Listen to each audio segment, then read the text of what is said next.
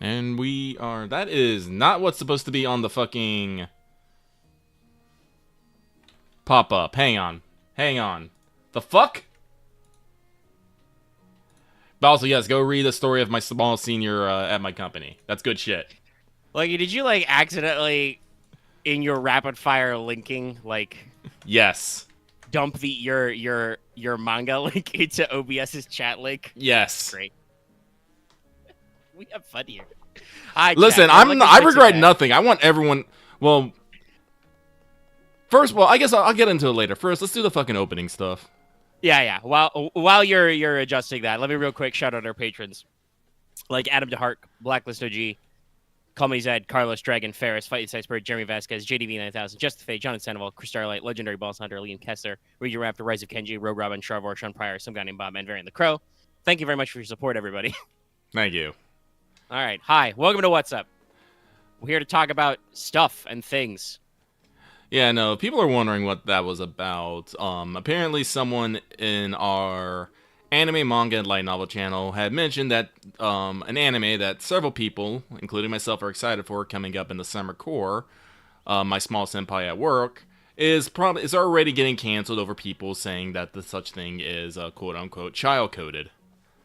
And I love this manga to death. And I went on a tiny rampage. It was only a tiny one, and threw some links around, and that was one of them.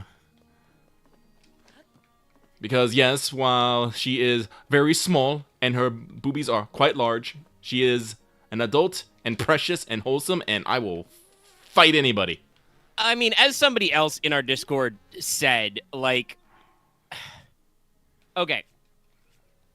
I understand that there is an alleged concern. Quite frankly, I think at this point we need to find something else to focus on. The fucking discussion on like what is quote unquote grooming, what is quote unquote coded has like devolved into such a just mudslinging campaign about everybody that we might as well find something new to do with our time. But also, it's like that which I think this ban did go into effect, but this aimed ban in Australia at like removing porn of ladies with smaller chests because it was considered to be catering to pedophiles, and it's just like no, some women are just small. Like I've seen the stats for other stuff, because this is the thing that comes up a lot when talking about, character designs, right? For Japanese media. Like, we talk about this a lot in Fate, where if you read the guidebooks and look at everybody's height, everybody is freakishly small most of the time. Like, they make a joke about how, oh, Medusa is all self-conscious because she's tall. Medusa's not tall. She's like 5'8". That's, mildly above average for a woman, but still nothing you would consider a tall lady in global context. But in Japan, that's fairly tall. That's well above average. Oh, like he's getting his daily meat rain. Yep.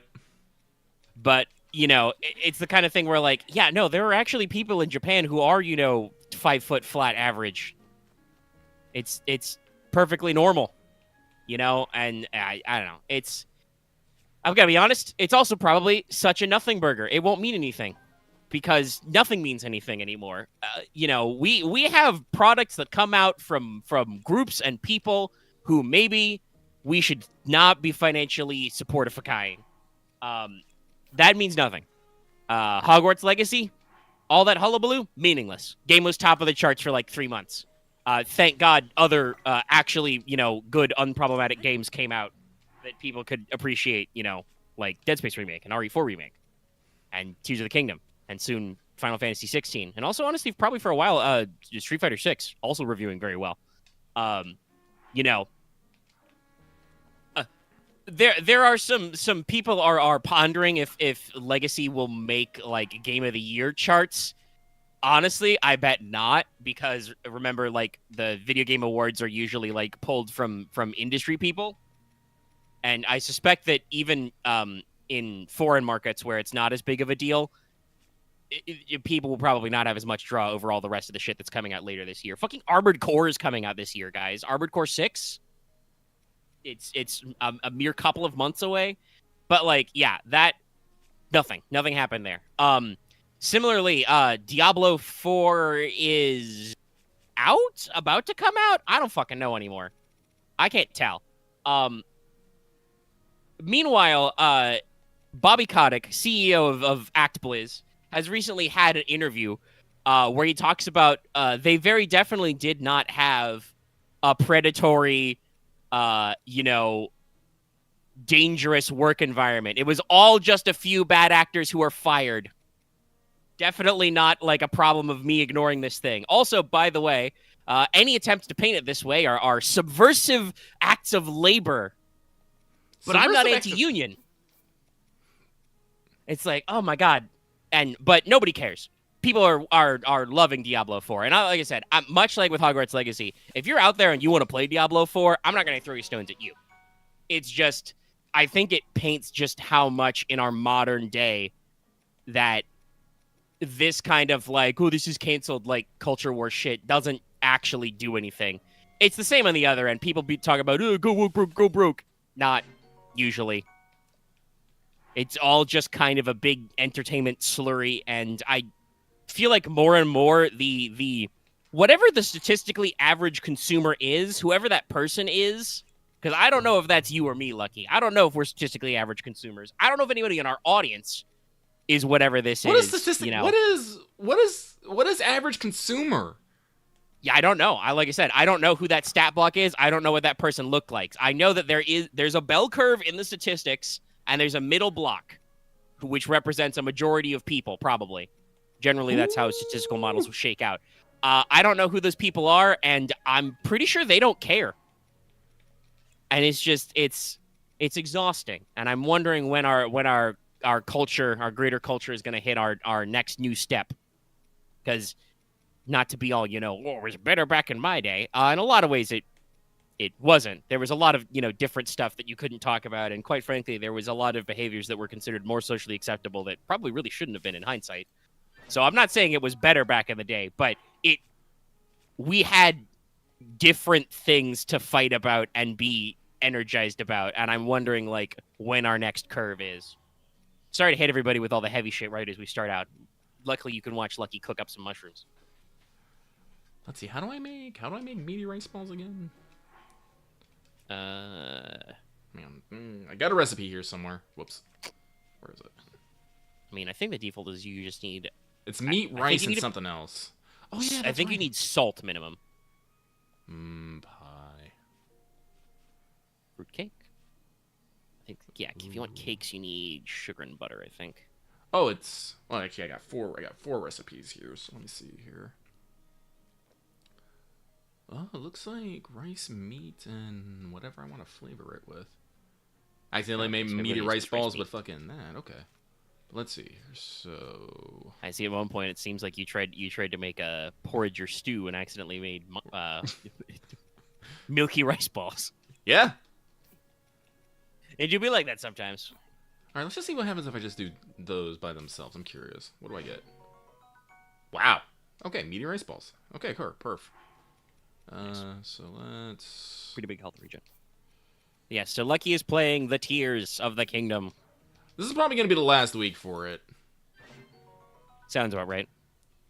You got the objective that says destroy Ganondorf. I got the objective that says destroy Ganondorf. We're probably going to be destroying Ganondorf sometime. Probably in the next week, yeah.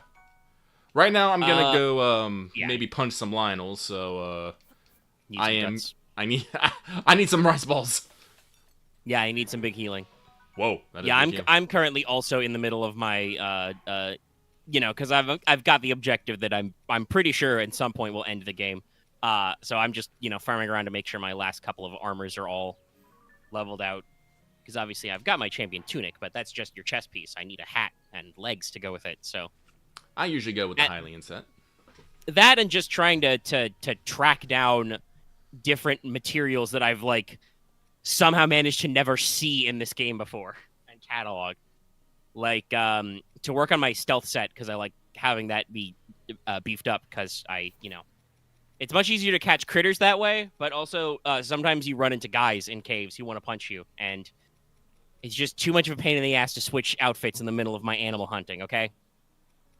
But right now for that, I need sticky frogs, which I have literally never once found in this game. I have none in my inventory, and I'm looking for them in the place the internet says they are, but despite being told, oh, they're bright blue, you can't miss them, I'm like, I still don't see these guys. Okay, that was a bad idea. I shouldn't have done that.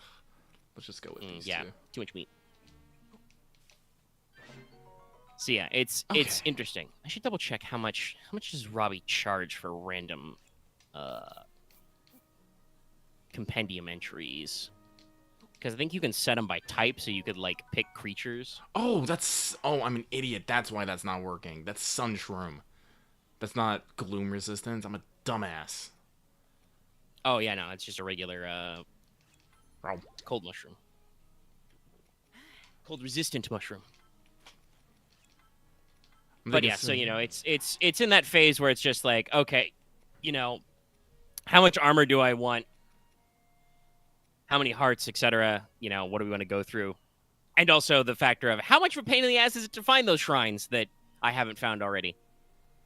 Because I was fucking around in the Zora Highlands, you know, looking for sticky lizards and sticky frogs, and I got a hit on my sensor for a shrine, and I'm like, oh yeah, this one's someplace weird. It keeps telling me it's below as I'm deep in this mountain. Sunny meaty.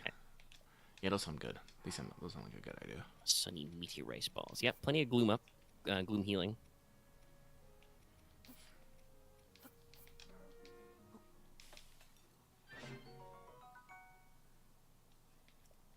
And one more should do it. Oh yeah, enough is for one more.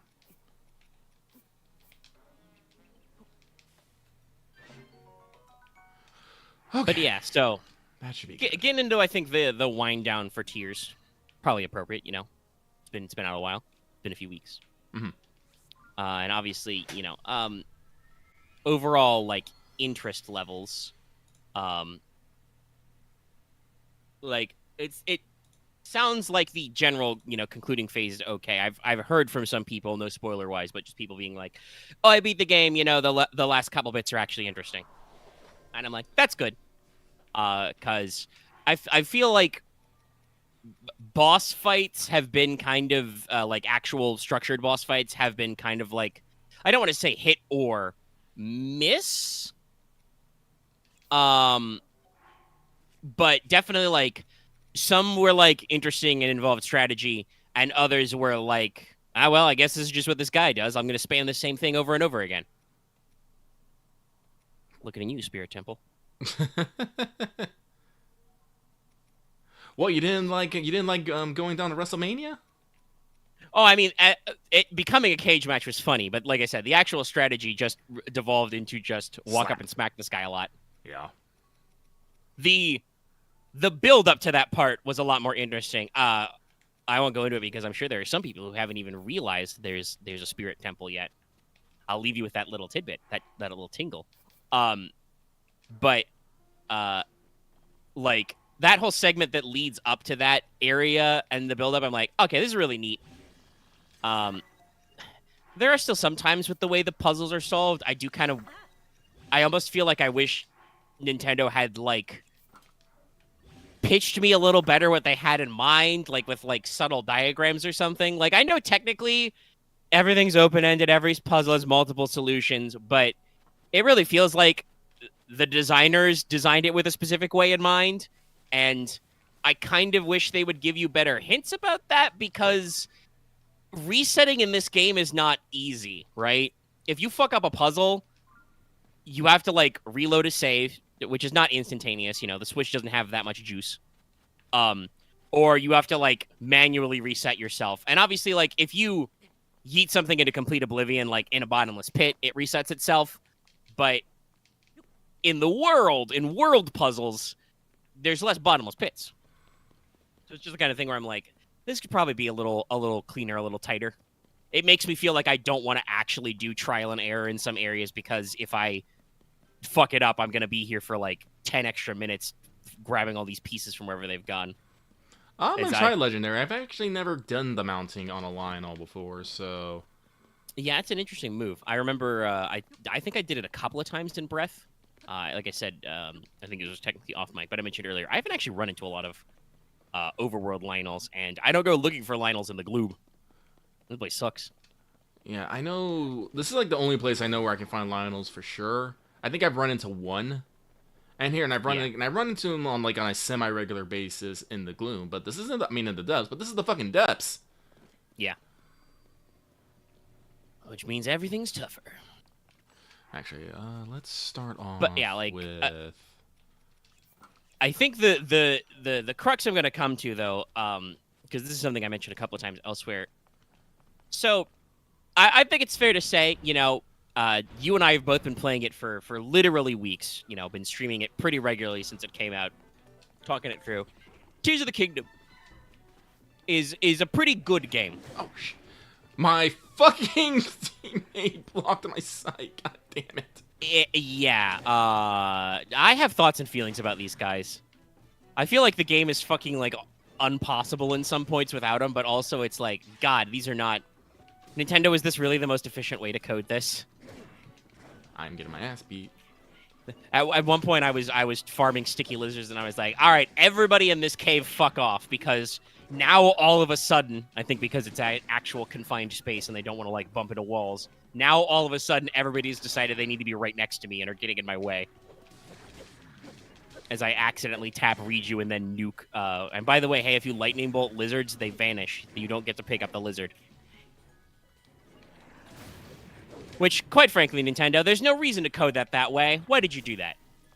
Nobody in playtesting, like, accidentally blew up something they wanted to pick up with Riju's lightning? God, I haven't fought Lionels in a minute now, so I'm like... Yeah, they have a pretty advanced moveset. Anyway, what I'm saying, I'm pretty sure you can't be Z-locked. You gotta just walk up behind him and hit the mount button. All I see is Riju's, let's go! Alright, let's try this. Yeah, that's another part of this.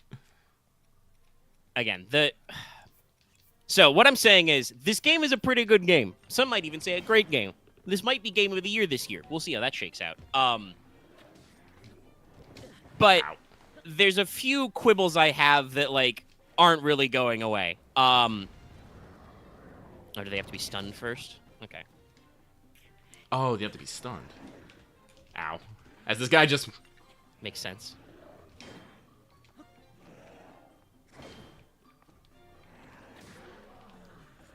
Oh, I killed it. Alright, well, that's one. Yeah, it was a pretty basic one.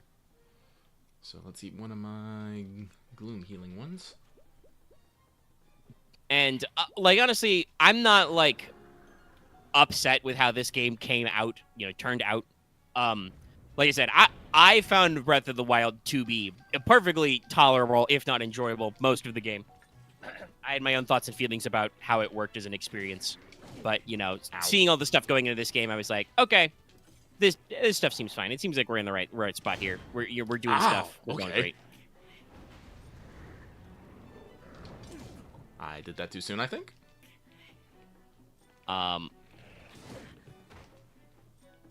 Yeah, I think you're trying to perfect parry a little too soon, but it's hard to tell dead on like that. God, they're so fast. Yeah, you'd think taking them on in a confined space would make this easier. I keep doing it too soon. Jesus, me. This is literally why I'm like, I'm gonna need to bring some goddamn phone. You get a cook up. You bring them. I'm like, in my mind, I'm just going, I bet the final boss isn't going to be as tough as this bullshit.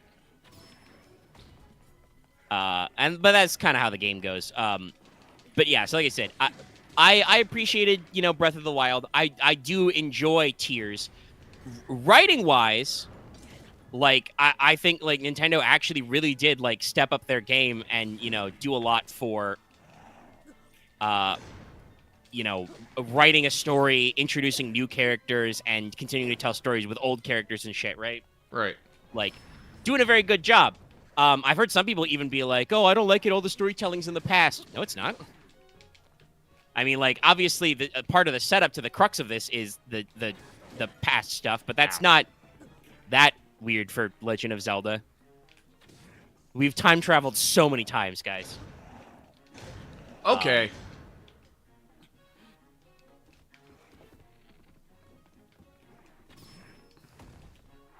All right, I'm gonna need something stronger here. But I have a weird what people may find a weird take about a Tears. I'm basically I'm pretty sure what the game is presenting as the point of no return. Like, the mission objective is literally defeat Ganondorf. Everything is unveiled about where exactly we're going. I've chewed through I think all my main quests and all of my side quests that are actually main quests and so on and so forth. And so basically it's like, all right, do whatever you want. At this point in the game, having played it a lot, does the Switch give you hours on game? Does anybody know? Ow. Could I check my stats on how much Tears I've been playing? Nope. But been playing it a lot. And I've reached a point where I'm gonna be honest with you guys. Okay, I can check. Okay, let me actually just do that for the sake.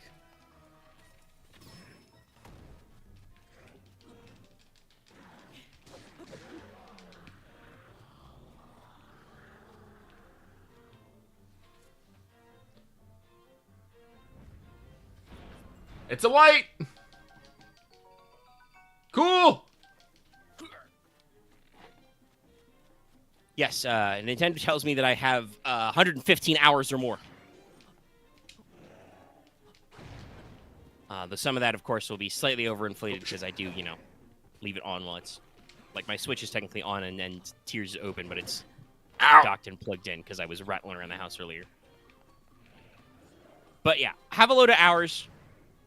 And it's not like I'm like, I want my hours back. But, like I said, I want to say what I think might be a bit of a weird take. Ooh, good for you, Rush. I think Tears of the Kingdom would be a tighter, better experience if the main plot was more linear and was more locked in. And what I mean by this is, I get, obviously, we're building on the Breath of the Wild engine, and that game had a lot of potential in the fact that you can, in fact, just go wherever you want, do whatever you want. You can literally bum rush Hyrule Castle, and if you get good, you can defeat Ganon, Calamity Ganon with, 3 hearts and no Master Sword and shit. I'm pretty sure Tears does not allow you to do that. I don't know. I haven't heard any speedrunning tales, but the way everybody pitches it anyway in story is like, hey, you should make sure you have all your shit. You need all the stuff. But, I feel like the weak parts of the story are, one, the redundancy. I feel like everybody I've ever talked to is like, yeah, the temples are cool, but I started skipping cutscenes because they just tell me all the same shit. Or not, even if not, outright skipping cutscenes, just being like, yeah, I stopped paying attention because they're just the same stuff over and over again. Which, having not skipped and tried to pay attention to those cutscenes, they're not literally all the same thing. I want to say, I think there's something interesting that you said when you complete the Lightning Temple. And I feel like that gives you some insight on, for instance, why Gerudo culture is the way it is. Nice bonk.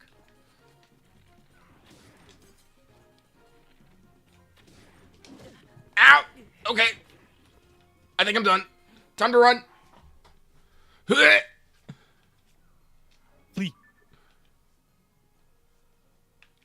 Away.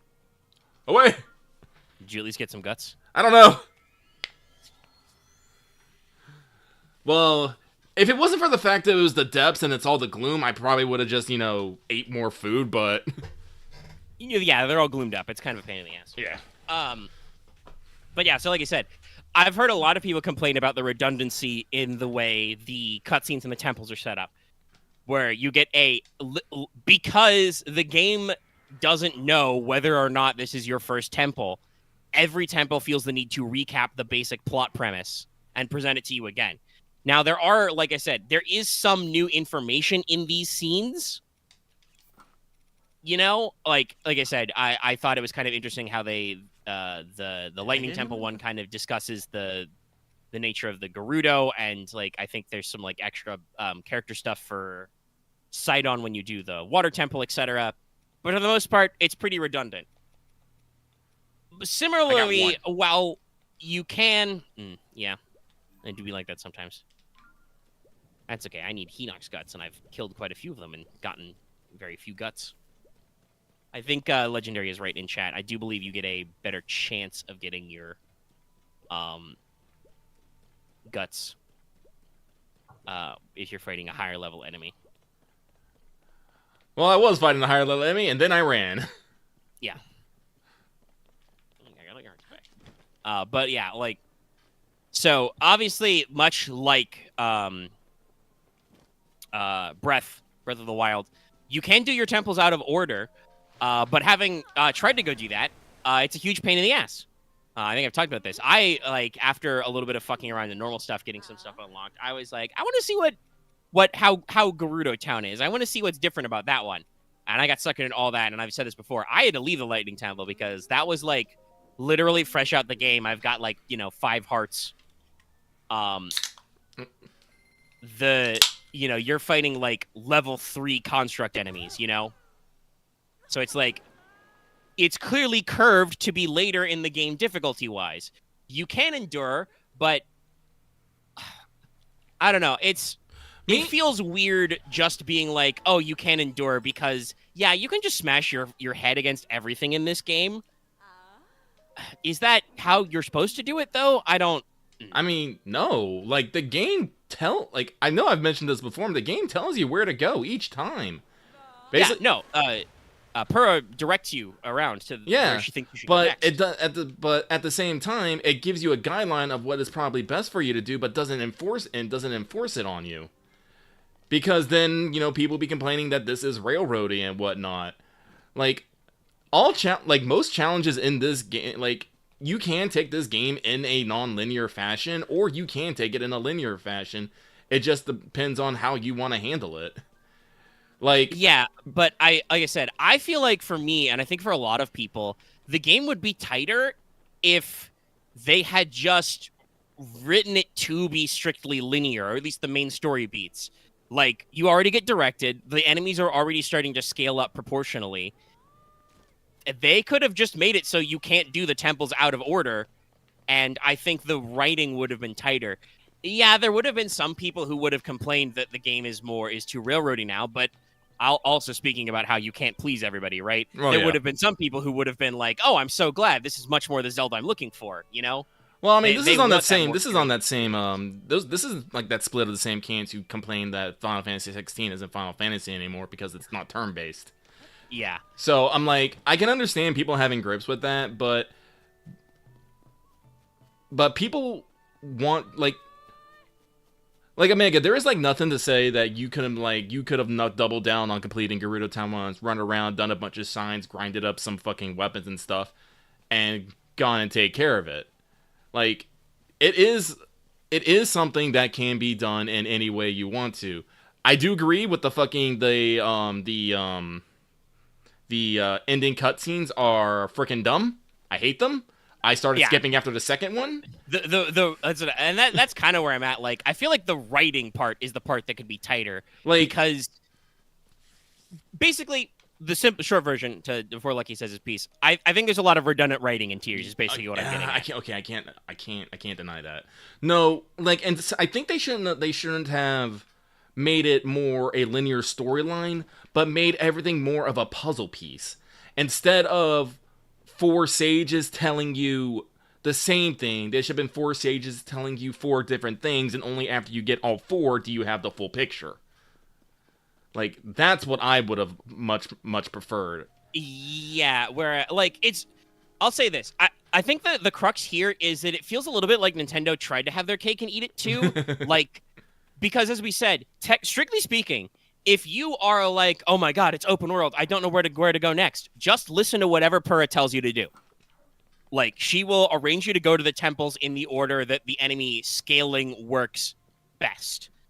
And honestly, the narrative, when you actually, like, get through it and unpack everything and do it step by step, very hand-holdy. Like, there is no like mystery involved in this if you're doing it that way. You will be glad-handed from plot point to plot point.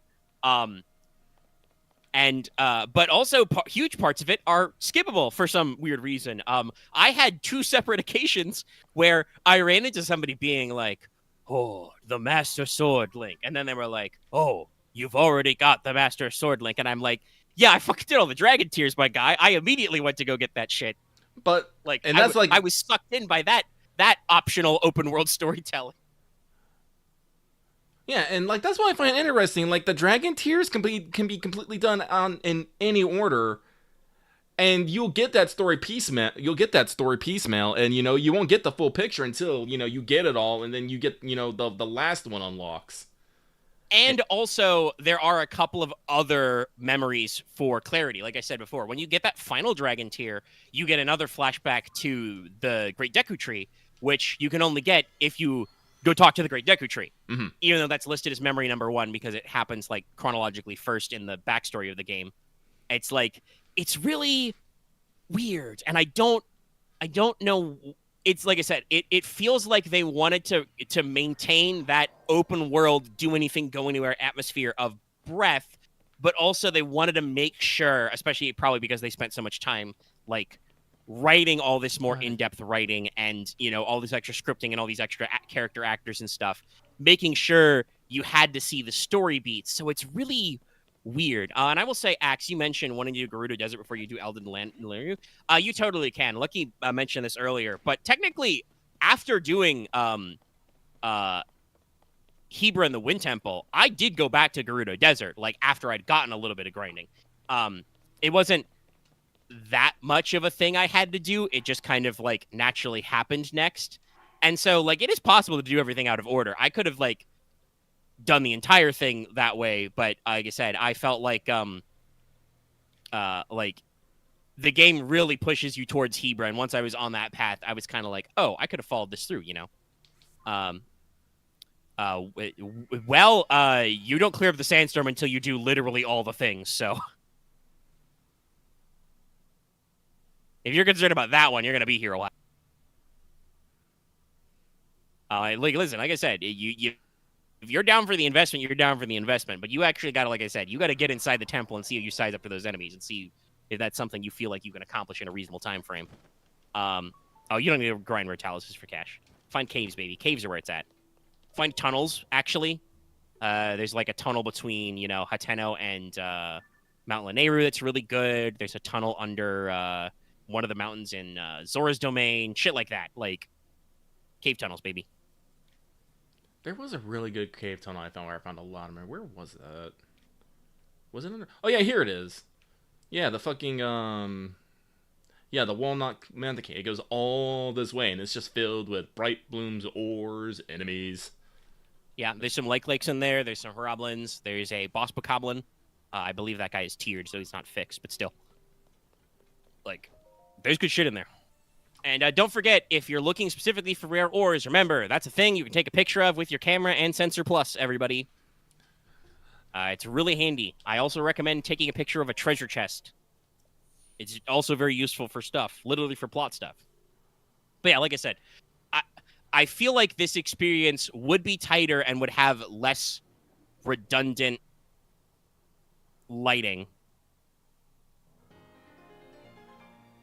Or not lighting, writing, if they just made it so you couldn't do some of this stuff out of order.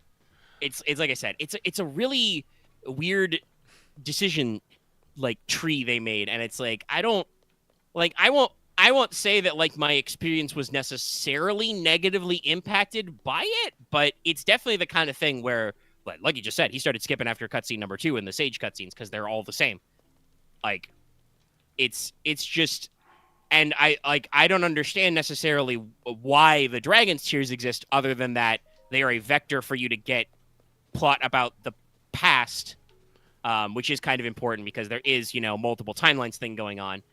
But like the way those are framed, that's not all the memories, and it's like I feel like they were trying to recapture the memory mechanic of Breath in the way that they like structured the Dragon Tears. But yeah, I don't know. It's there's some weird stuff about how the way this game is written and presented to you, and it's interesting. I'm not, like I said, I don't think I'm negatively impacted by it, but I feel like there was a better. It's funny I have to say this. I feel like there's a better version of Tears out there somewhere. Well, I do believe that as well. Like I said, I tell people this game's like a 7 or 8 for me. You know, it's still immensely enjoyable, but it ain't the best. I don't necessarily have a problem with the writing, except in a few niggles. But, like... I don't know, I'm gonna call you out a little bit, Omega. Remember how you complained about you got to the Construct Factory and you couldn't do anything with it? I mean, it's true. I don't know if I would call it complain, but I was just kind of perplexed. I'm like, oh, this seems really neat. What does it do? Dude, you complained. You're like, thanks, game. But, and, like, can you imagine, like, 3/4 of the game just being like that as you went from place to place? All this world just locked off? Well, yeah, I don't know if it would be the world locked off, but it just, like, the way you can kind of do the plots. And, I mean, it is interesting in that it is kind of like that in some areas. Like, you can't really explore the Gerudo Desert until you do that temple, because the sandstorm means you can't see shit and there's constantly Gyarados everywhere. But and Hebra has a blizzard, which makes it hard to see, but it's not actually that much colder. It feels kind of like they wanted to have their cake and eat it too. Like there's some zone blocking, but not other areas. Like Zora's Domain's not really blocked off, but it is kind of. Actually, I don't even. Does the slime doesn't really bother you, Link, that much, right? It slows you down. Talked about. Yeah, it just slows you down. It's just like annoying. Ironically, I think Death Mountain is actually like the least cock blocky. It's just that all the Gerudos are weird. Gorons. You know? Not the Gerudos, the Gorons. Both G's. G. Which is kind of the opposite of how, and maybe that's why they made it this way. That's kind of the opposite of how Breath was. Like, Breath of the Wild, Death Mountain was one of the hardest areas to go to because you had to, like, find the safe routes and get the flameproof armor. The Flamebreaker pieces, because you would literally catch on fire, right? Burn to death. Yeah. And I will also say, the depth is kind of also odd in general. Like, coming to it now, looking at it, I'm like, okay, the Construct Factory, okay, that's a plot thing. That was kind of weird to just stumble into it while I was going about my business, and I was definitely kind of like, this seems neat. Why can't I interact with this? Like, it's not like even, and I will say, I guess this I can definitely solidify having the power of retrospect on it. I do kind of feel like maybe there was something there of like, could I have gotten a like hint that this was main story related, I guess? Like, obviously through context clues I can go, okay, there's this Construct Factory, there's something interesting here, something's going on, but I can't figure out what to do with it. Clearly I have to come back here later, right? I don't know if you did this in your original thing, but when I first found it, I actually went up to the top and I found a steward saying, like, the system was broken and they needed something from Dragon Head Island. But I didn't know where fucking Dragon Head Island was because Dragon Head Island is hidden in the fucking thunderstorm. Yeah, no. I don't think I ever actually... I did scale that, but I guess I didn't go all the way to the top and talk to the right guy. Yeah, no, there's like a dude, because, like... Actually, I can just go and show you. I guess that is kind of the hint I'm talking about, but also, like you said, you wouldn't know what the fuck a Dragon Head Island is because it's related to the thunderstorm. Yeah. That was something that I quickly was like... I mean, I straight up asked later, but I think I always kind of assumed it was story related. And it is. It is. If you're curious about it. But yeah, it's... I don't know, like I said, it's weird. I definitely feel like you said earlier, like an 8 out of 10. Like, it's a solid game. I like it, but it makes me feel kind of like weird and off-put at times. And I don't know, for some people this game is perfect. Other people are just like straight up not playing it because, you know, they don't want to do the things. Oh yeah, I remember because I always like these pillars I see all the time. I'm always like, what is this? So yeah, I went here and then went. Did you just jump straight? Yeah, I should probably do that more.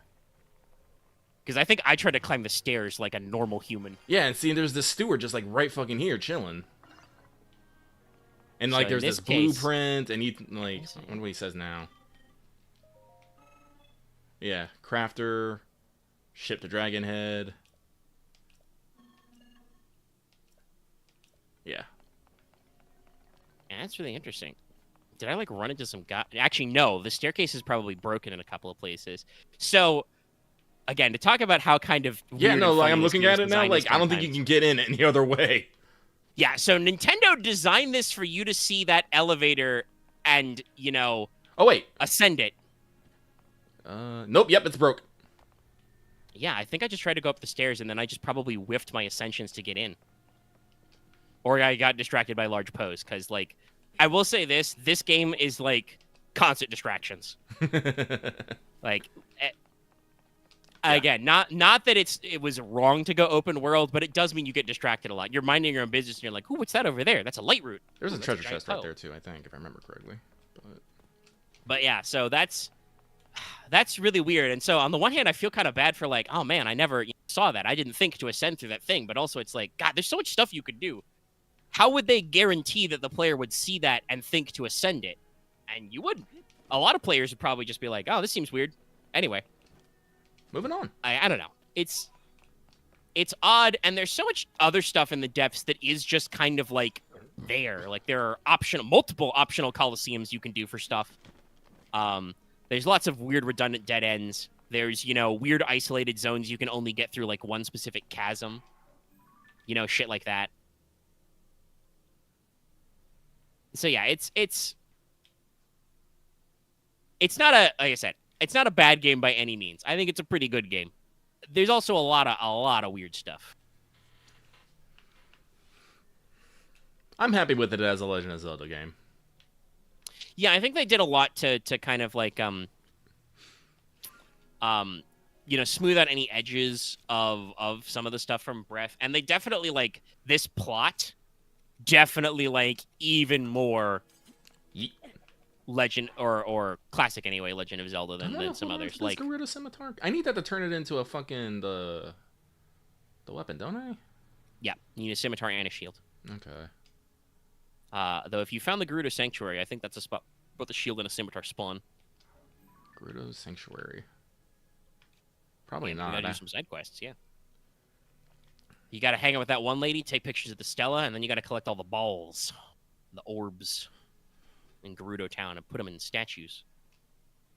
There's a lot of little stuff like that everywhere. And then there's just simple side quests where there's like one Zora is like, "Give me 10 crabs," and I'm like, "Here you go, fam." And he's like, "Cool.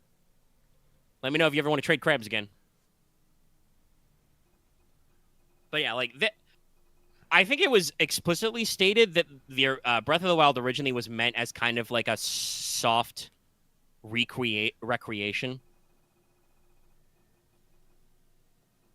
Well, I mean that's Axe,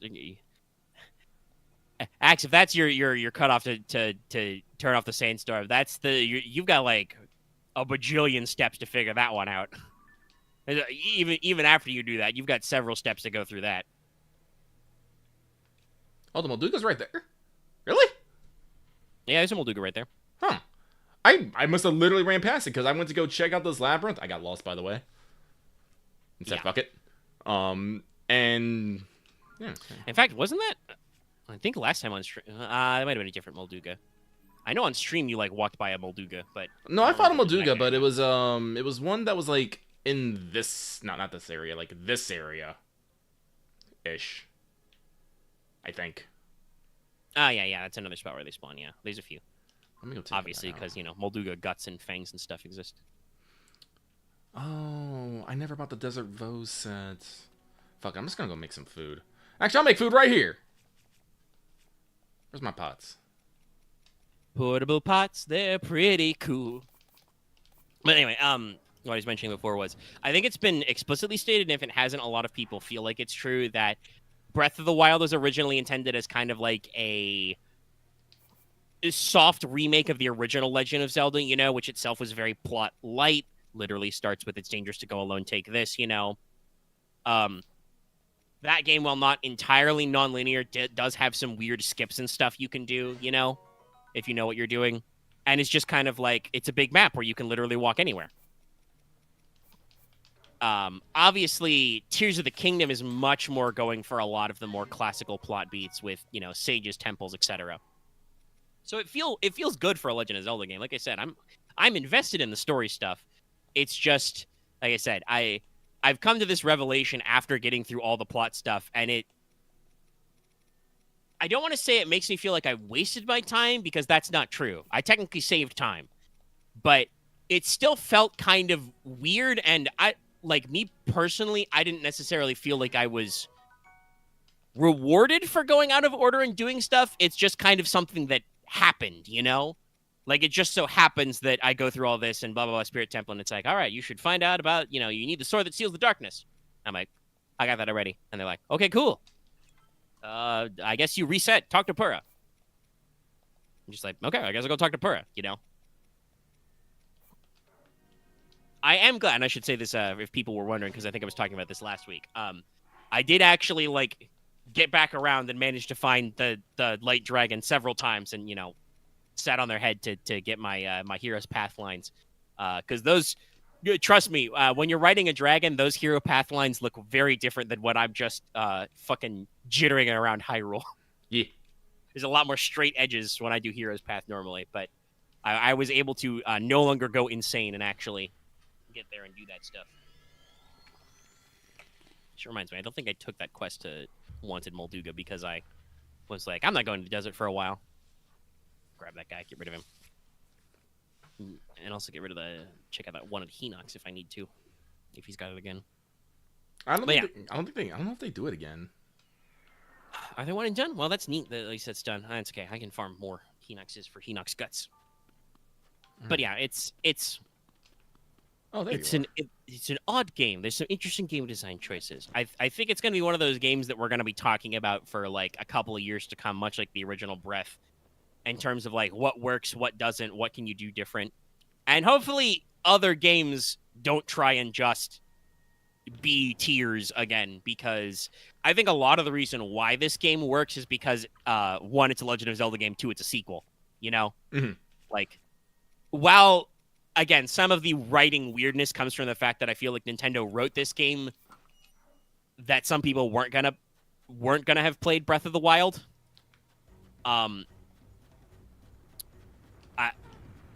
I also feel like a lot of the impact of a lot of the storytelling and gameplay stuff comes from the fact that it's a. Oh, careful! Almost got it. By the way, are your Sage buddy still off? Yeah, I don't need him. Probably true. What do I want to use? Yeah, whatever works for smacking. But I think it works a lot because you know these things about it. I do still have like weird minor gameplay gripes. Like it got a little better when I actually did it, but it's very funny if you do like a kind of out of nowhere do a couple side quests at the school in Hateno. You get access to one of their fields and can grow not whatever you like. Oh shit, I still haven't done that. Wait, no, not that one. Yeah, that's probably just like, what do you call it? It's something ship bias. I think the sages only get better if you actually get the sages' wills, which I've been very bad about.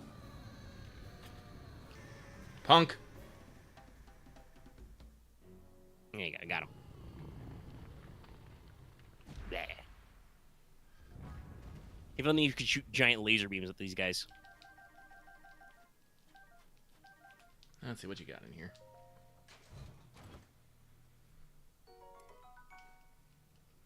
No, because I'm going to have me a fucking Dragon Shield collection. Thank you very much. Well, it's pretty useful. Light Dragon stuff has a healing attribute on it, which is handy. Yeah, I put that on the sword. The Master Sword. Hey, Garuda Bow. Yep. That's good. Those are fun. All right, well, that's done. So well, as I was saying, like, if you go through this thing with a couple of side quests with these kids at the school in Hateno, you get access to one of the farm fields that's not in use, and you can grow certain crops. Now, on the one hand, like, when I first heard about this, I was kind of like, oh, well, why can't the fuck I grow things in my garden? Well, it's not. You might think it's the little flower garden next to the school. No. It's actually one of their farm fields. So, like, it's a field. But still, it's really interesting that, like, something that I would normally assume would be a thing I could do in the comfort of my own home. It's like, no, it's down like a weird side quest route, and I'm like, okay, cool, but also like weird. I still think something like I said, this is the reason why I think the game is an aid. There's a lot of good ideas in here, but some of them are just fucking half baked, or Yeah, what's the word I want to use? Like not utilized effectively, I guess. The game's very scattershot. Like, I almost wonder if like there was like meetings when they were talking about new features and stuff to be like, okay, well, we can't concentrate everything in like one space. We've got this big wide open world map we got to do to like we got to spread it out everywhere.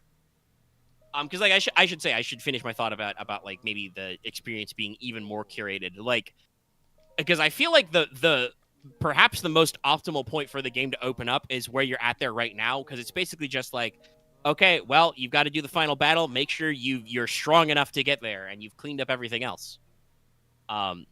Which is what I'm doing anyway, and I feel like I've done that the entire game, so it's not really that different. But it. Are you not letting me turn in this quest? Oh, here you go. I hunted something. All right, now it's letting me. There you go. Molduga. Yeah, you got that guy. Pay me. Hell yeah. Cash.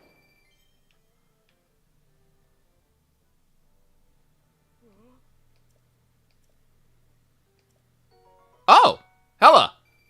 Thank you. Defeat them too? Oh, okay. The Sky Giant. The Sky Giant. Okay. Oh, okay. Oh, yes, and you have for some constructs?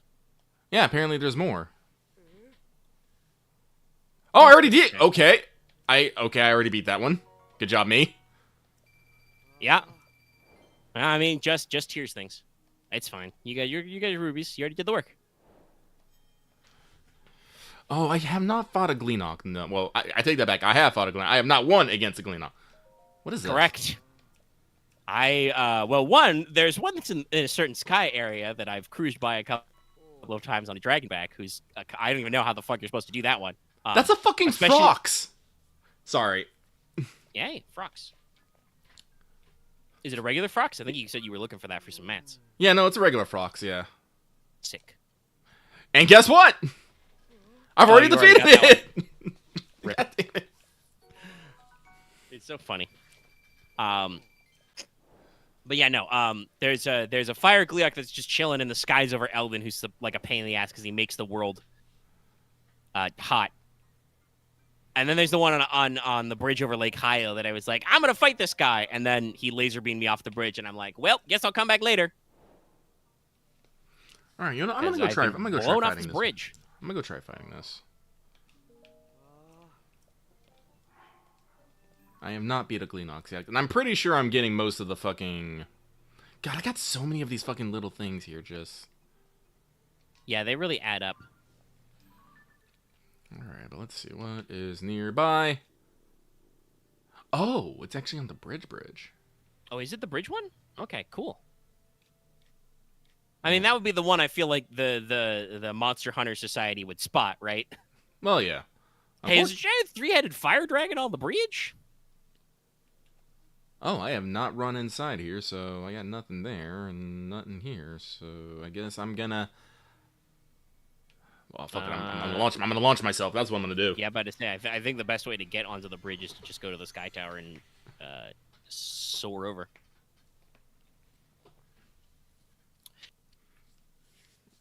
But yeah, Tears of the Kingdom is not the only source of video game news out there. There's quite a few things going on. Yeah. Games are coming out. Blah blah blah. Street Fighter 6 is out. It has good reviews. People like it. Man, we should actually see how we doing, like Metacritic wise. Is that a dragon going inside the depths? It is a dragon going inside the depths. Which one is that? They do be doing that. Oh, I haven't got this one yet.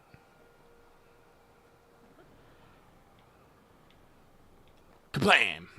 Yeah, so Street Fighter 6 is also in the low 90s, which is, good for them. Mm-hmm. It's been a while.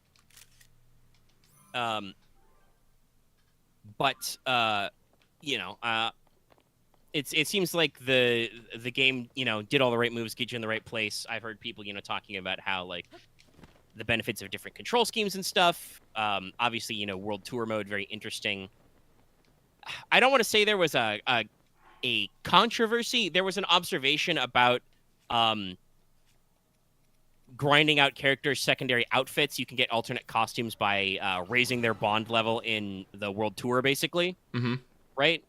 And somebody reported that their initial run of that took them like 18 hours. That doesn't seem like a very universal number. It seems like because, as you might expect from this kind of thing, honestly, kind of reminds me of some of the like Dead or Alive spinoff games and stuff. But you raise these bond points by, using their moves, learning with them, hanging out with them, and also giving them certain gifts. Some, major characters and mentors in the World Tour of Street Fighter 6 seem to have easy to access gifts they really like. Others are more randomized from like doing missions and stuff. So it's not a universal. Like I said, it sounds like there was a brief like raise of like, oh, is this too much grind? And it's like, not really. If you're gonna grind it out, it seems like it's okay. And obviously, I don't think people will be, complaining that they have to. Oh no, I have to hang out with Cammy and Chun-Li for like 10 hours. Wow. Also, it sounds like the writing is very good. You can. There's apparently, assuming it was not doctored, but I think it wasn't, because somebody even asked, "Is this real?" And they were like, "Yeah." You can have a dialogue option with Chun-Li about how thick her legs are. Mm-hmm. And she threatens to, obliterate you with them. That's how I want to go. I think the appropriate response is, "Don't threaten me with a good time." But yeah, it seems like they did, put all their heart in the right place and stuff. And I will definitely personally think about picking that one up probably next month, because at the same day, whatchamacallit, Katamari, We Love Katamari plus. Okay, I am not actually fire laser proof. Yeah, you do get laser, but you don't get set on fire. And do be careful about that knockback. You can get blasted off the bridge, and it is a pain in the butt. I do believe these guys, though, have, there you go, elemental Wimbo Scrimblows. Yes, just body block for me, giant construct.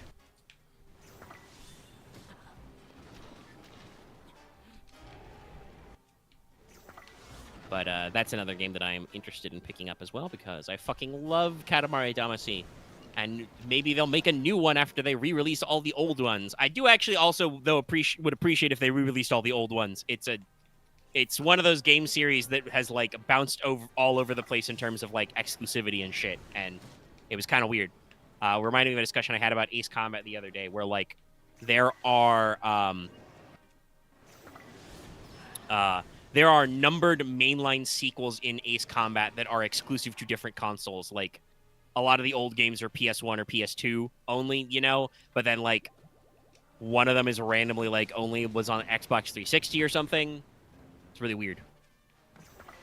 Yes, apparently Lightning or Thunder Gleeoks are vulnerable to being thundered. I feel like they probably should have just made it so that you could splash fruit them, but sure. Yeah, get in there. Reminds me, I think I need I'm flush with cash. I should buy the Flamebreaker pants. If I hadn't already. I'll double check.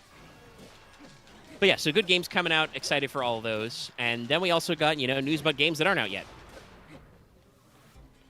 We are less than a week, only several days away from Summer Game Fest. Which, to clarify, because there's some people wondering about this, they've got a few events over the week. The main showcase, hosted by Jeff Keighley, will happen on June 8th. That is the Thursday. That will be followed up by a Day of the Devs from Double Fine and so on. And the return of Volvi, a.k.a. Devolver Digital, is going to melt your brain again. That's also all June 8th. the Tribeca Film Festival also has a video gaming element, and they're going to be spotlighting some games on June 9th. Don't know how that's going to go over. Also, I do like the branding for this. On the 10th, that day, they have the Indie Games Wholesome Direct. We just show you comfy games you want to see. That's the 10th. And then the 11th, that's the Xbox Showcase and the Starfield Direct. And also then later, the PC Gamer presents the PC Gaming Show. So we're going to see how that shakes out. I feel like for Xbox, there's a lot of juice riding on that that general games coverage and on that Starfield Direct. This is bullshit. What, this man? Yes. Yeah, and, these guys are I believe, considered quite complex.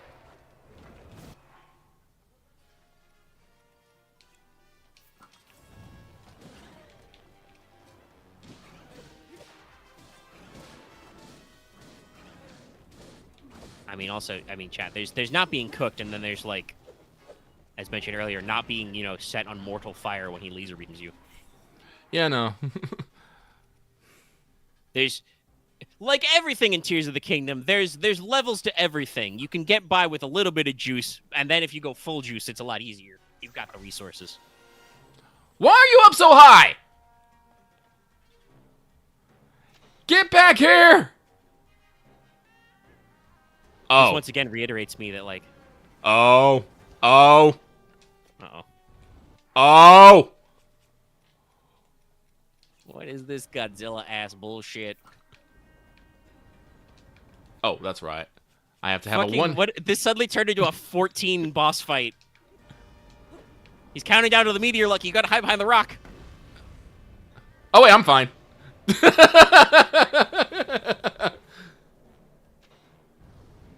He's doing it again! Did you just do it over and over again? Jesus. Oh, wait, no, I am not fine. Oh, wait. I ascend! Yeah, we got an updraft. Come here, you. Get up on the Hydra's back.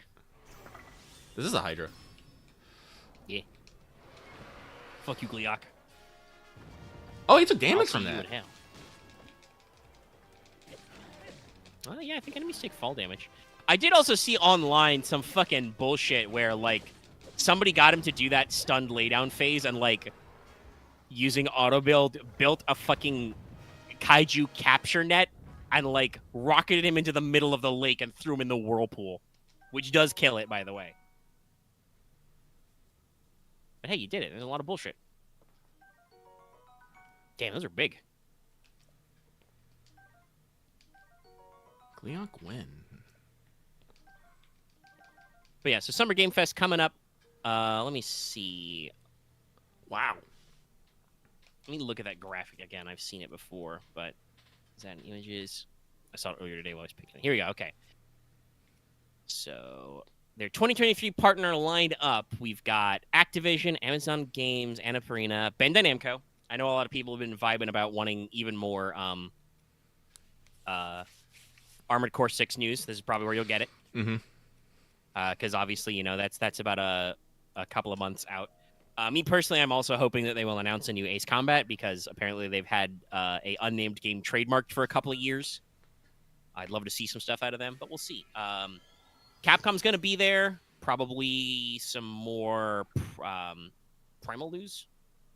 I'm hoping maybe for a little more Dragon Dogma 2 news as well. Yeah, we had a good teaser trailer, but obviously there was not even like a release window on that, so I wouldn't mind some more stuff from that. Capcom also apparently recently put out a poll asking, the audience what other Resident Evil games they'd like remastered. I'm pretty sure such a poll also came like after 4 or before 4 came out. So hey, get your picks out now. CD Projekt Red is listed here, so this is going to be more details on Phantom Liberty. They literally said there'd be more news in June, so I'm expecting big Phantom Liberty trailer. Also, please release date. Please release date not overlapping with Final Fantasy 16. Be cool.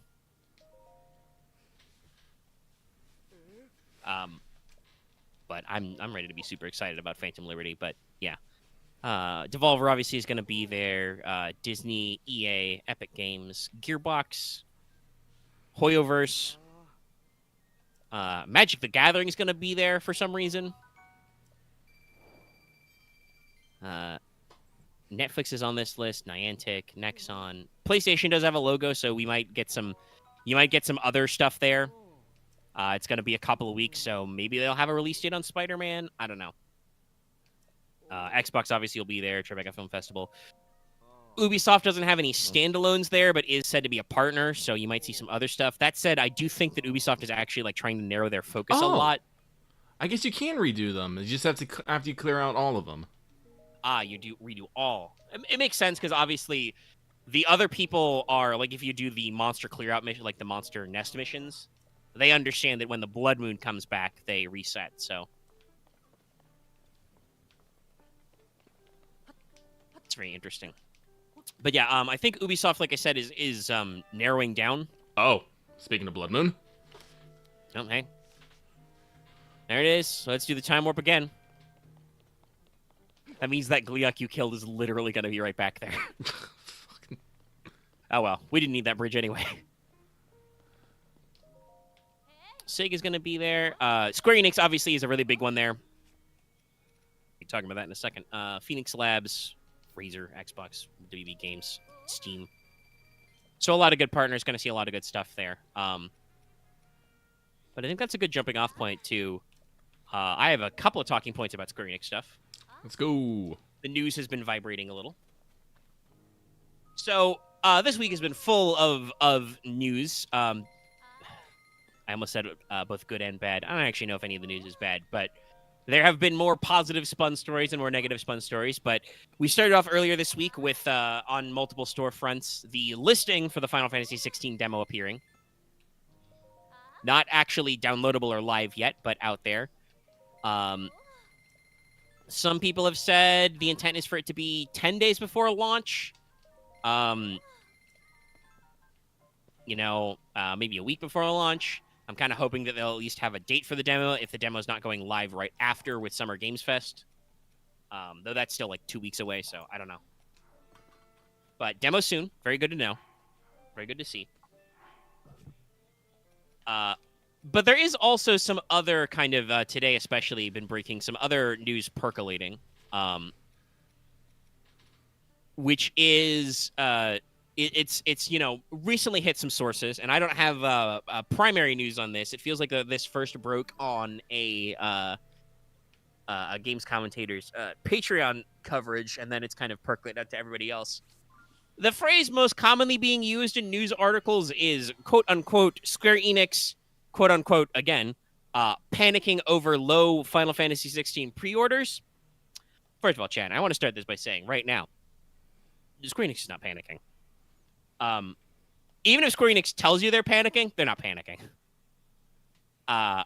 Everything I have seen from the pre-release build-up and the marketing style of 16 is that they are not necessarily trying for, like, the next big thing in culture, like media blitz. I think somebody put it this way best.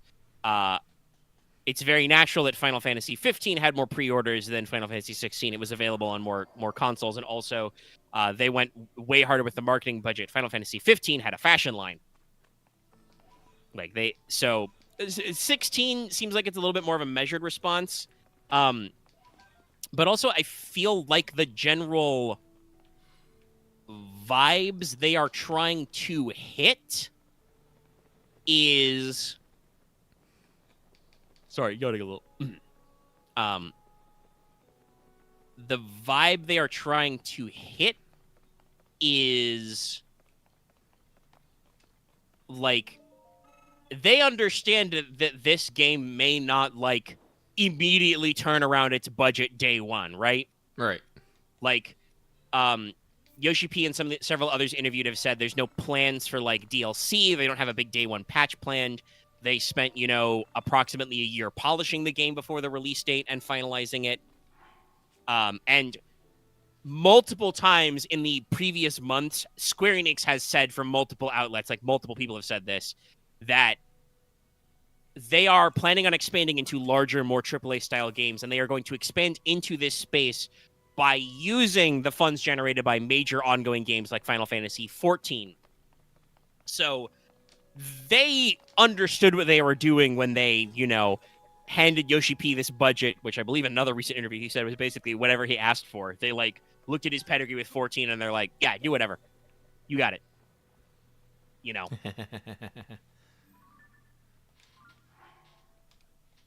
So there's definitely some bye. Made a little icicle. So yeah, like I said, they are not releasing. Like I said, I think it's almost the opposite of the way 15 was marketed and how it left an impact. I feel like 15 was hyped as fuck. Like I said, there was a fashion line, there were fucking animated movie tie-ins and shit. They tried really, really hard to push 15 as this next big thing, and the end result was people generally consider Final Fantasy 15 to be okay. Yeah, it was an anime. For some people, it's some people's favorite Final Fantasy. Every Final Fantasy is somebody's favorite Final Fantasy, But the end result is that it did not leave as much of a marker on the cultural zeitgeist that maybe Square was hoping for. I feel like with 16, it seems more like Square is releasing this game and they're just like, no, we're just going to make a solid, polished experience and we're going to let the game speak for itself. I've heard some people arguing that these pre-order numbers are probably lower because while we do know that a PC port is eventually coming, there's no release date window on that because, again, a lot of this game is being done to Yoshi P's exacting standards. They are not planning a turn and burn on the PC port. They are, actually going to take their time to optimize it and make sure it shakes out and everything, and hopefully avoid the problem that a lot of games have recently had where their exclusivity ends and they go on Steam and they're very buggy. For PlayStation games, for example, most recently, Last of Us Part 1, got ported to PC and not super great. Naughty Dog had to release one of those apology letters everybody's putting on their wall collage. So yeah, I don't know. Some people are naturally, because gamers be gamers, right? Some people are like, dead console, dead game. First of all, dead console, you're wrong. We've been talking about this. In terms of growth percentage wise, PS5 is having a great year. I believe their growth is outpacing the PS4. They're not actually physically more people with PS5s than there were with people with PS4s at certain points, but they're getting there. And again, I don't want to. I don't know. Like I said, people say dead game. I'm like, what? Obviously, I want the game to sell well and be received well so that, everybody who made the game can be, paid their due and Square can continue to make more games that look and feel like this because the game looks really rad. Yeah, there's still I know that depending on your exact market and currency exchange, they are still a little hard to get some places. That I understand. That said, this is something I said somewhere on the internet. I would assume PC guys would take the fact that they don't want to just shit out the PC port in exactly 6 months as kind of a positive because people have been complaining about how shoddy PC ports have been this year. Yeah, but they also complain when they don't get their PC port immediately. Yeah, I know. You can't, as we always say, you can't please everyone. And unfortunately, most people are immune to logic and rational thinking. And I mean, some, I feel like the PC Master Race people get beat down more and more every year because we get these spots where PC ports are bad. And it's like, well, you can't claim to beat the Master Race if your version of the game is shittier. But I know there are some people who would make the very irrational argument of well, everything should be on PC. And to them, I say, I appreciate the games aren't on PC. I was able to afford a PS5. I still have not with all my budgeting and bills and shit. I thanks to taxes and stuff, I was set back a couple months in my personal, fund acquisition. So it's looking I'm Still not quite at the point where I'm ready to afford a PC that is the appropriate upgrade I want to actually do shit on, both streaming and gaming wise. We're closer there though. Things are starting to wrap around. But it was still kind of a weird place. And like if all video games are like that, PC gaming is still kind of a pain in the ass for a lot of people. It's still pretty expensive and like still very fidgety, and that's presumably what is causing all these PC ports to be jank, is the fact that PC gaming is fidgety. Like you can get these weird issues. Right now, I think we've had several of our people report they're having that bug with Final Fantasy XIV where the audio just quits for some reason. Haven't quite run that one down. Don't know what's causing that, but it's probably involves some kind of nonsense with, the interrelationship between the game's audio processing, your audio drivers, and your audio hardware, because there's a lot of moving parts with PCs. With consoles, ideally, you have one static, flat set of specs, one software version to work off of, and obviously, again, Yoshi P has talked about this in interviews. They went with a PS5 exclusive because Square Enix actually shops their games around, and PlayStation and Sony basically gave them the best bang for their buck. They offered them the right amount of money and the right amount of working relationship that they went with this timed exclusivity for Final Fantasy 16 with PS5. And originally, this is another thing that's come out recently. Originally, there was going to be a PS4 version, but Yoshi P decided to cancel that because they felt it would be holding the game development back too much. They would have to spend too much time making the PS4 version work to make it a good game. Something that I think we've heard some complaints about a few other games that have been kind of like bridging that gap generationally. Also, apparently, there was going to be a turn-based version of 16, or a turn-based mode, perhaps, but that was also canned. Probably because, looking at the way combat in 16 is designed, I don't see how it would feel good to play this like high-octane, super-fast Devil May Cry combat and then also be turn-based. The slightly turn-based mode, the classic mode in Final Fantasy VII Remake, has its own benefits, but is weird. But yeah, so like I said, I don't think that Square Enix is actually panicking. Even if Square Enix says they're panicking, Square Enix doesn't know what the fuck they want. This is a company that, after every single video game released in like the last 5 years, Square is like, didn't make sales expectations. It's like, guys, what are you expecting? Do you want every game to be Elden Ring? Honestly, I don't even know if Elden Ring was the biggest hit so far for FromSoft. I don't even know if it moved that many copies, right?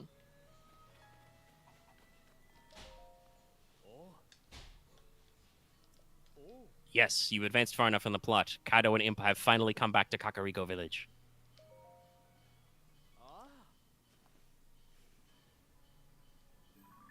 Which is very funny, because after I did the Dragon's Tear questline, I talked to Impa back in the Forgotten Temple, and then she was like, I'm going to return to Sheikah Village. And she did not show back up there for many, many hours in-game. Kind of funny how that works with NPCs. But yeah, no, so, again, 16, a lot of people are kind of like, some people are taking this as like some chance to pick on the game before it's out.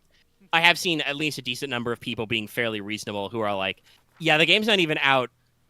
Of course, numbers are not good. And pre-orders are not necessarily going to be at the same height because there's going to be less outlets, less things out there, Well, there'll probably be death threats, but that's because the internet is dumb. And, there are a lot of grognards and holdouts who are like, the game's not for me because it's not turn-based. And I'm like, okay, well, the game's not for you. Cool. Please don't tell me every 5 minutes. Yeah. Like, just so long as those people aren't trying to say, it's not Final Fantasy, because that is like, it's literally not true. So many Final Fantasy would be different. Hey, did you know that before 7, Final Fantasy games, had characters who had like fixed builds and jobs? They were stuck in their classes. In some games you could switch, but in some games you couldn't. Do you remember Final Fantasy used to have spell slots? Yeah. For MP? You know, there's lots of other weird stuff. Games are different. Some people have been calling out like, oh, that Liquid Flame guy's not very Final Fantasy. No, he literally is. Also, he's a boss in 14, but like, yeah, I don't know. Also, hey, by the way, 2 Final Fantasies are MMOs, and those are generally considered pretty successful. So yeah, it's if you want to fight about like, you know, oh, it's not my true Final Fantasy. Yeah, no, that's not correct. Final Fantasy has always been open to changing stuff, and again, it's not like every single game has been the exact same form of turn-based, right?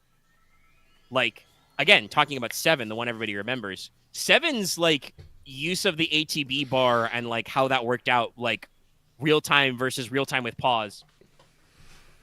Like, that is very different from the very linear turn-based games that came before.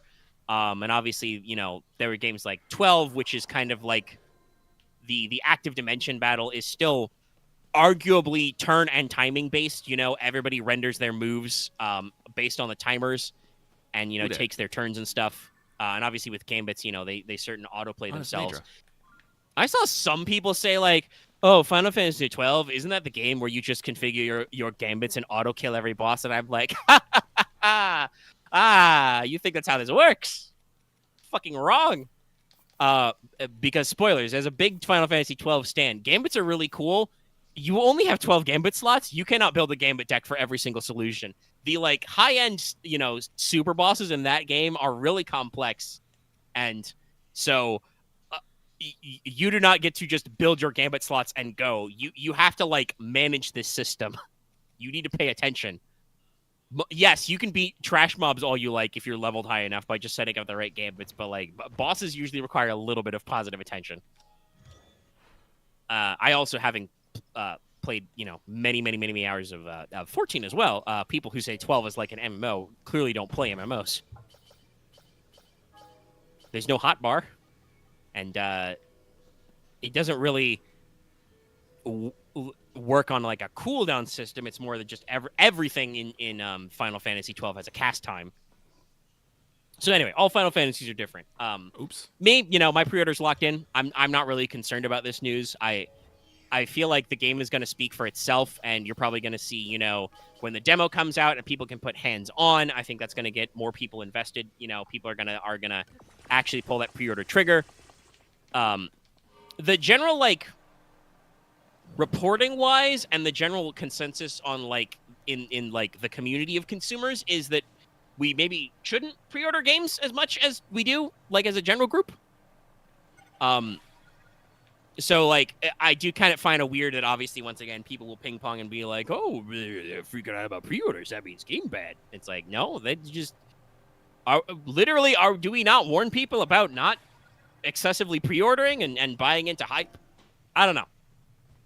Again, can't please everybody. It's weird. But yeah, it'll be interesting to see how it shakes out. Like, I don't know. I feel like 16 has a real shot at like you know, possible game of the year contention, and overall, you know, pretty direct stuff. And like I said, in general, Square Enix doesn't know what the fuck they want. I played Guardians of the Galaxy, which they published before they sold those studios off to Embracer Group, right? That game's great. Like, it plays really well, at least on console. I didn't find like hardly any bugs. It looked great. It sounded great. Like, all the stuff they did with the writing was really good. I think it got pretty good reviews. Sales were, I think, a little low because this was kind of like,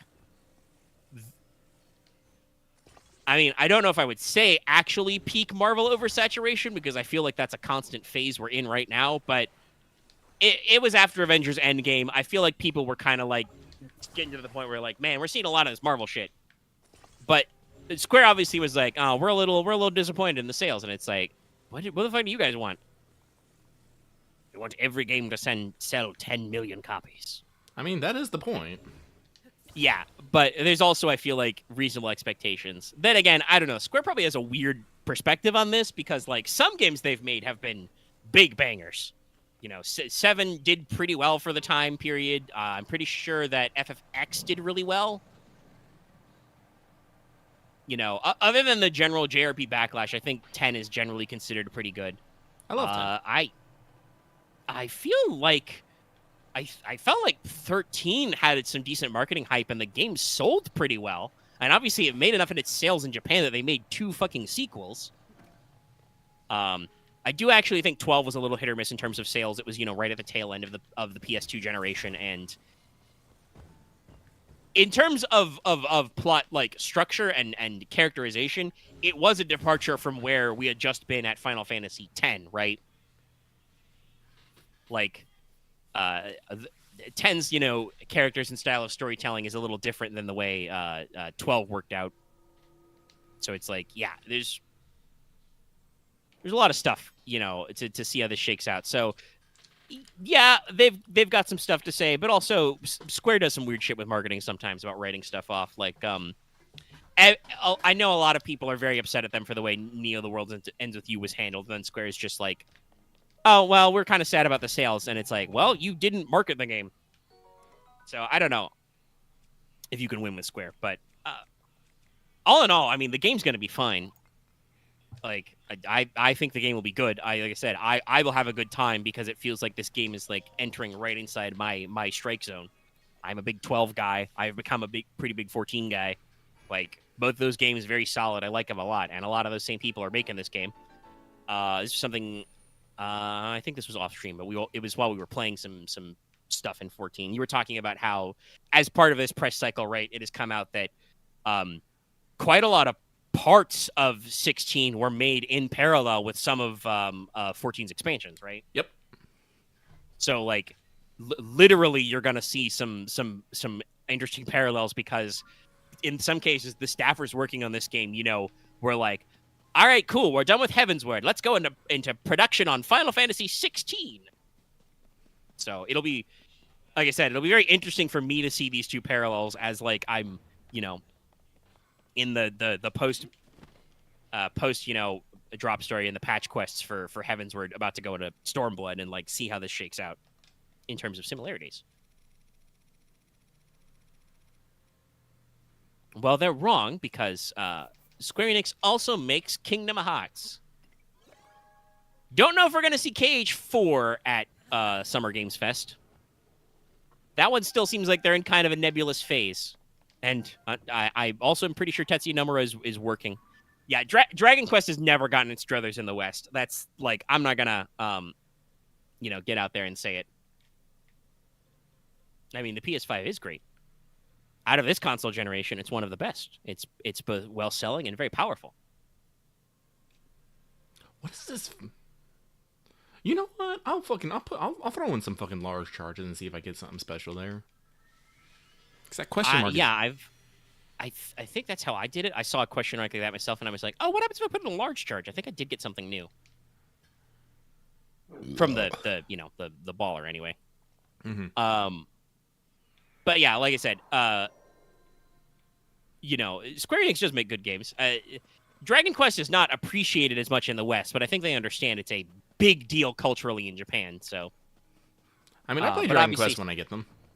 Yeah, obviously, Square has said that they are trying not to just make games entirely focused on the market in Japan because they can't sustain their the level of big scale, big boy games they want to make, and just do that. Which is why some elements of 16 are being made globally facing.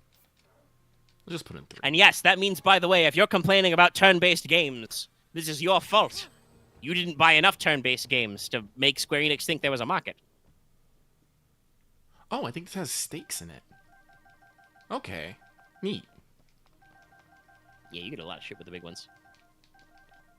Alright, cool. That's good to know. Gearing stick's very important also. But yeah. So this is the buzz of the day about Final Fantasy 16 that's going on. Like I said, the game may not meet sales expectations, but I suspect based on almost everybody who has had hands-on is like, yo, this game is really good, right? And the demo's coming out soon. I think a lot more people in the public are going to get their hands on. We might see a spike in the pre-order numbers before the demo and stuff.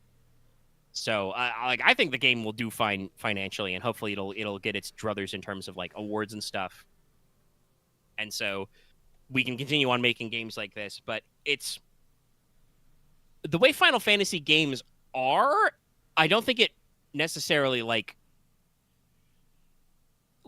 I don't think this game can be a flop, right? Like there's no way that this game like does really, really, really bad in sales. I think they've got enough marketing for that. It's just Square Enix has very high expectations. There's no way, based on what, like I said, everybody who has physically got their hands on this game and played it, and all the gameplay footage we've seen, this is going to be like something terrible happens and it costs Yoshi P his job, right? Right. I don't think that's possible. The game feels and looks too well made and well polished. So like that's like the worst possible outcome in this case. And also, I even if it did, like Square Enix would have to strongly consider that one because, as we said before, Yoshi P is the big mind behind Final Fantasy XIV, which is one of Square's best money makers. He is the producer and director. He was both those hats.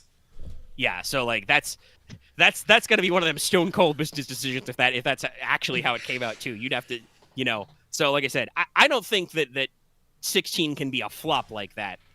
And I think that the game will do well, and it will probably be vindicated by long-term sales numbers. It's the kind of game people are going to pick up. Obviously, right now, economics are really, really fucky. Not everybody has a PS5. It is the full $70 price point. Unless, you're like me and you pay the extra dollars to get that Steelbook. I paid the extra dollars. Spicy Deluxe. Yeah. Listen, I'm down to clown. So, like, they don't have any... no, actually, the light dragon is always there, but if you do the Dragon's Tears or the Deku Tree quest, it drops to a lower level. Because, fun fact, the light dragon actually flies at a higher level than the other dragons. I've had some very funny times where I have been on light dragon and been like, "Oh, hey, Nature's down there. Hi, how you doing?" I see Axe hasn't been paying attention to me when I talk about this game. I think I've mentioned at several points how the doing all the Dragon's Tears doesn't get you all the actual memory cutscenes. You got to do more story stuff for that. That's, just Axe's hyperfixation on things. It is also, just to bring back that point, we talked about this as well. You can just kind of do the quest in any order and get out there. But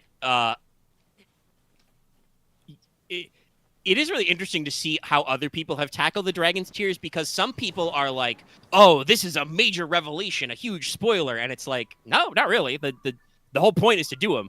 It is kind of funny that some of the ones you can more easily access are like later in the timeline. I mean, yeah, 5 million units is pretty good for video game sales. It's not like a huge breakout. Like I said, I think Elden Ring is like 15 million. It's a big breakout hit, but I think 5 is still respectable. I guess the question is just then, does Square expect all of their games to be an Elden Ring, I don't know. I don't know how much ego Square Enix has left over right now. They make good games, but I feel like sometimes maybe they think they're a little bit more of a mover shaker than they are. But yeah. 16, I feel like I said, the point I'm concluding to is 16 will almost assuredly be fine. I don't think that like the pre-order numbers are necessarily a reflection of the quality of the game. It will probably be vindicated by history, and once again, you'll see people playing it when it comes out on PC in like a year as well. And again, it's not like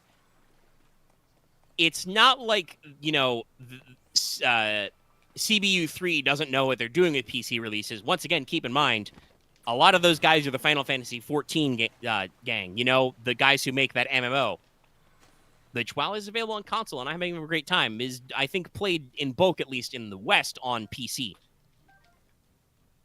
Wait, what is it? I think this might be vaguely related to a side quest or something. Oh, I'm sure the modding community will have a lot of fun. They'll probably do texture and model swaps, put Final Fantasy VII characters in 16 and vice versa. Oh, that's what's up. Also, there's going to be a lot of naked people. But that's just how mod communities work. Hey, chest. Well, also, you can't do it on PlayStation because it just doesn't have the really good tools. There's not a really good way to insert modded data because it's, on the console. There are some games that allow like mods, but they do have restrictions because Sony is kind of touchy about letting people in the back end of the PlayStation. It's one of those things where I'm like, I want to be upset about this, but also I always see these, leaks from giant data companies about, oh yeah, our backend got fucked and we, lost 4 billion passwords. They've been compromised by hackers, and it's just like, okay, cool, great, love it. But yeah, like 16, I don't think there's a need to worry about it long term because it like I said, sounds like they're trying to just get a singular polished release and be done with it. There's no like planned DLC.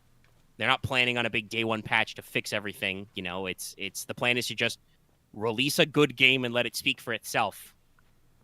Wild, I know. Hold on a second, chat. I have to step away and grab my water because it's not handy. Hydrate. Also, my Audacity is really lagging out, so hold on a second. I'm going to stop the while I grab that water.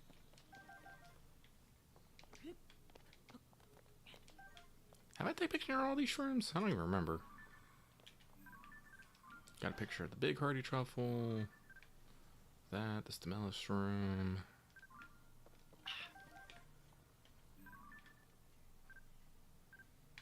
Okay, I guess I did. Interesting. All right. Yeah, I just, okay.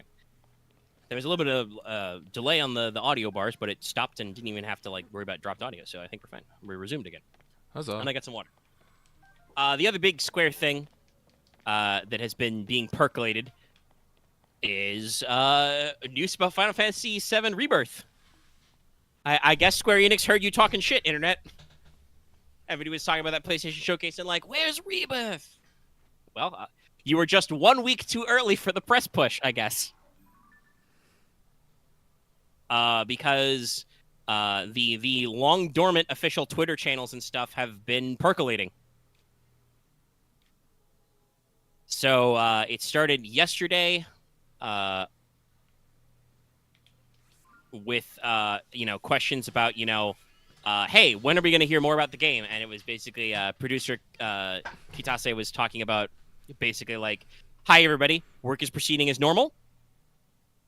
And we are working on nailing down a release date, so first of all, that tidbit of news was like, any niggling concerns I had, I was like, no, we're probably all right.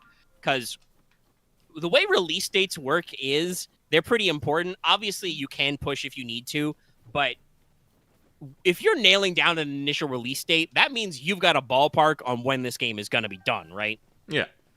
And if you say that production is proceeding as planned, that means that this hypothetical release date they're trying to nail down on is probably somewhere in that original release window of what is now this winter. It was next winter when the first look trailer came out, but now it's this winter, which is, vaguely anywhere from, I would personally say, late November to, somewhere in March next year. I know November is not technically part of winter, but I feel like when people say winter releases, you sometimes see them in November anyway. That said, I would not personally lean earlier rather than later, but anyway.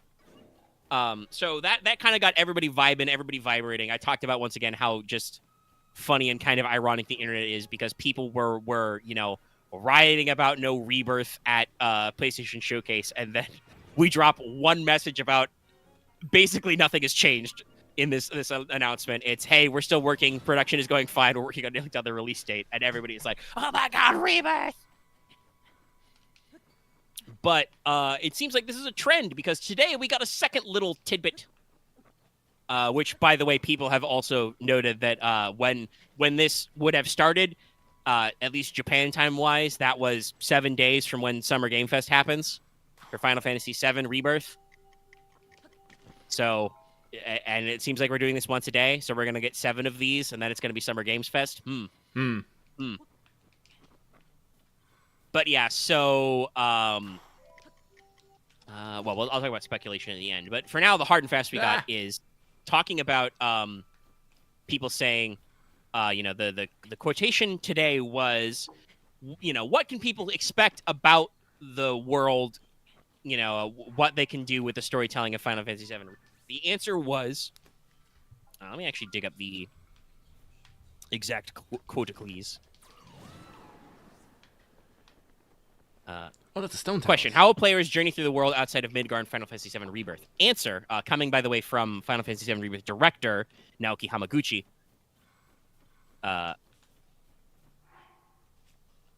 Players will be able to journey across the wide and multifaceted world with a high degree of freedom, experiencing a myriad of different stories along the way. The emphasis theirs.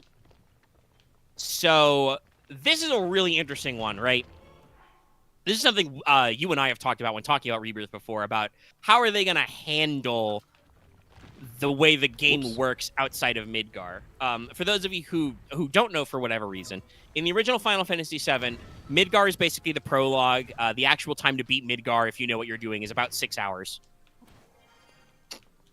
And that is all basically fixed. There's no, like, fast travel, really. Everything is kind of, like, plot-driven through the various dungeons.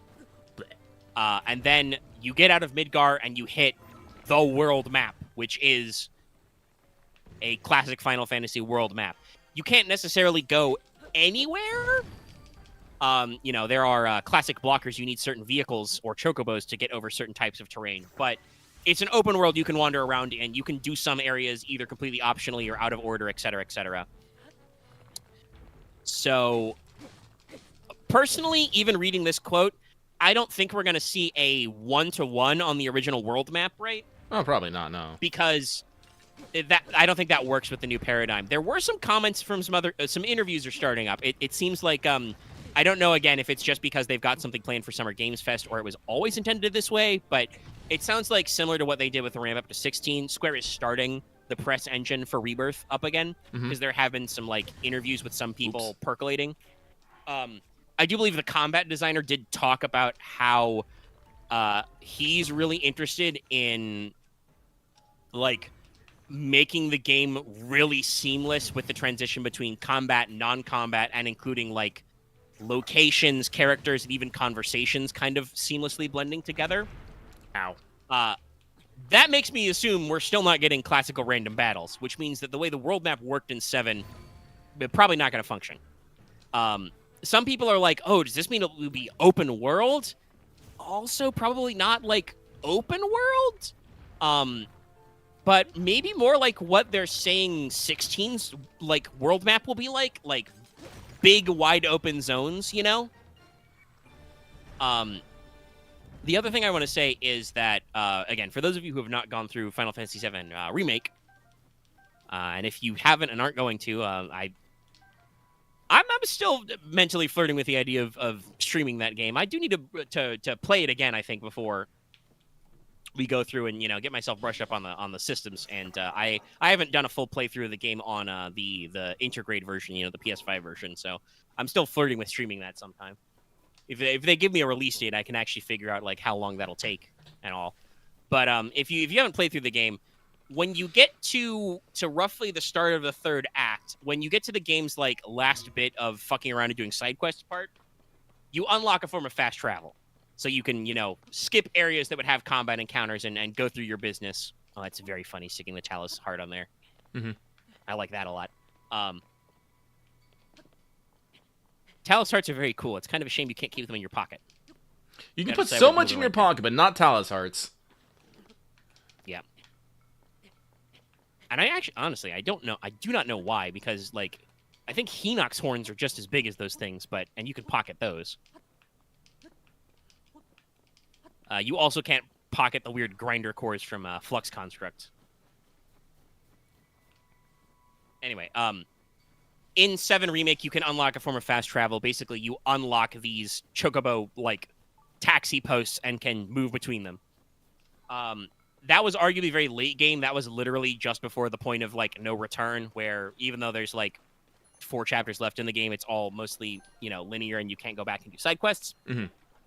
Sounds to me that I would guess the way Rebirth is going to do it is they're going to unlock a system like that a lot sooner, so that you will be able to backtrack to areas you've been to before and maybe even, discover new areas this way a lot more rapidly.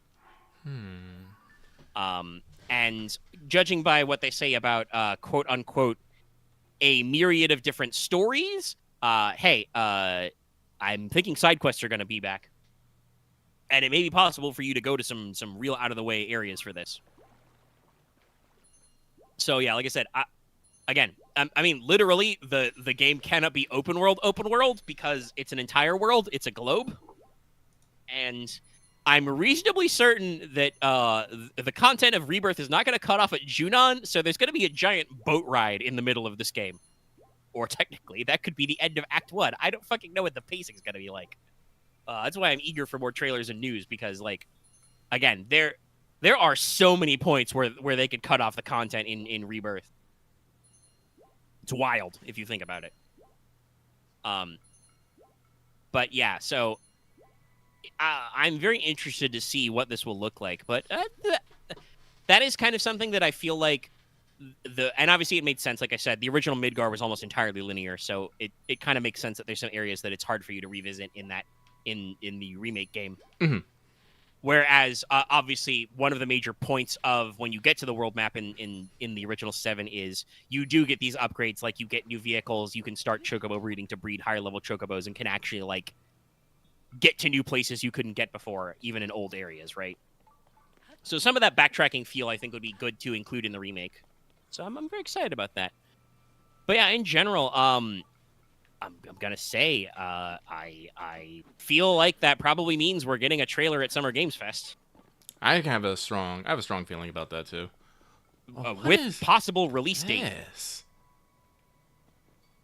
Oh, what's up? What'd you find? This is a very odd plant. I'm waiting for the stream to catch up.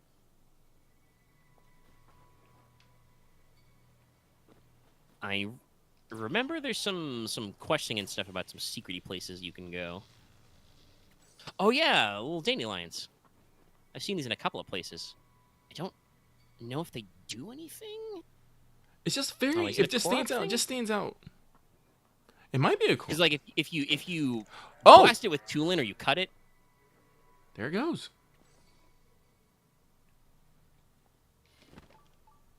I will follow it.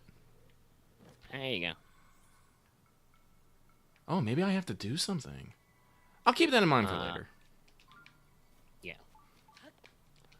It's an interesting one. And I think there's some obviously you're detecting a shrine. I think there's some hidden stuff with these secret springs. I remember that quest. Did it come back? It did come back. I might need a fan item. But for now, I will save it.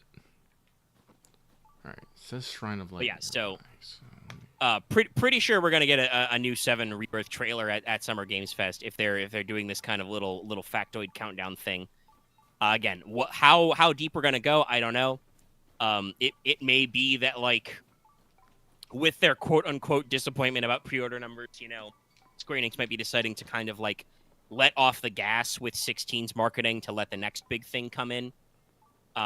Or it just may be the way they planned this all along, because, after all, 16 is this month. It's a mere 20-ish days away. And there's only so much you can do with all the same kind of marketing, to get people to buy in. So, short of the demo release, I don't know what other tricks they can do to drive up pre-sales. Other than let you, start pre-ordering it on Steam or whatever, even though we have no idea what Steam port's coming out. I bet people will buy. But yeah, that's going to be very interesting to see. And like I said, I'm very curious to see if we see an actual release date. They're talking about trying to nail down the release date, so it's possible. But we will see.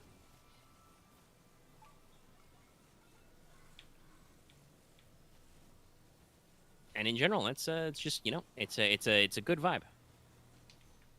I'm very, very, very curious to see, like, how much they're willing to let us see about the game.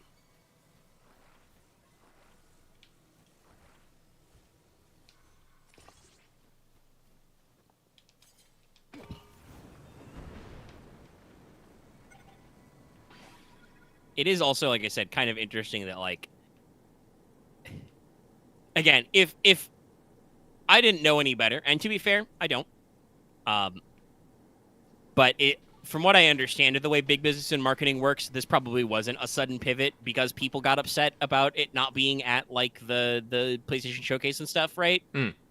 But it's very funny that people got really agitated because Rebirth wasn't at the PlayStation Showcase, and then like a week later, the Rebirth marketing engine fires up, and everybody's losing their fucking minds. Like I said, I've seen combinations of Rebirth, Final Fantasy, and hashtag FF7R trending, all over the place. Well, Final Fantasy seems to be pretty hot right now with 21K tweets. consumers are mercurial at best. It's true, and I guess it does kind of speak to the point, right, where people were asking, what do we, when do we get this info? We want this info. And, well, hey, you got your info. It's starting up. You're starting to see, notes and stuff. And I'll be interested in seeing, like I said, what... I'm gonna fight this fucking moon. What we got out there? All right, but this is I'm good. just scrolling through some of the tweets, and I just saw somebody linked a comment again about you should be talking about they have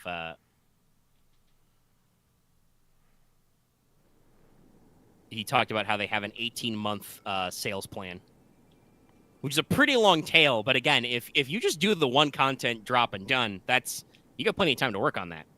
You can do your initial sales blitz, sell your pre-orders and stuff. You can do sales. It is possible for a game to completely turn around from having a bad launch to a good place. I mean, look at Cyberpunk, right? It took a lot of extra blood, sweat, and tears, but that game went from being like the universal punchline of gaming to just, at worst, people are like, oh, that's just yet another game in that block of releases. Maybe we were too harsh on this, to also just a lot of people just going like, hey, yo, this game good. The game was always pretty good. It was just a little buggy. But yeah, I don't fucking... I think, my... Oh shit, there's a fucking Frost Gleecock. I think the first Blood Moon didn't actually proc because I think I went and did something. Like, I went to a shrine or something. I don't know. You didn't get a cutscene, did you? No. You can do that. I have done that before. I think it just puts it off till the next night, though. Yeah, resets in the cycle.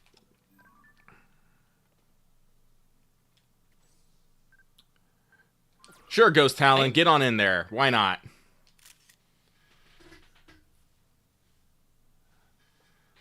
Our poor ghosty boys. So weird. I will say it is kind of interesting, like, to always wonder what what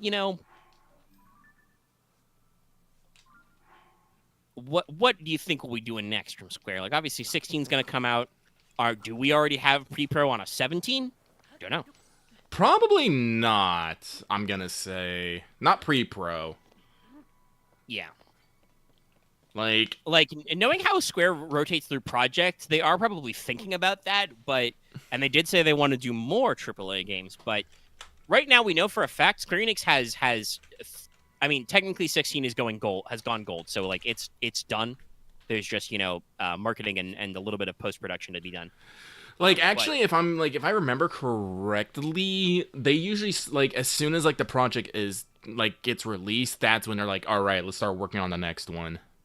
So they're probably looking at people right now to do it, but they haven't actually probably started. Like, they're probably in talks of, like, all right, who wants to do the next one? I think, if I remember how this works.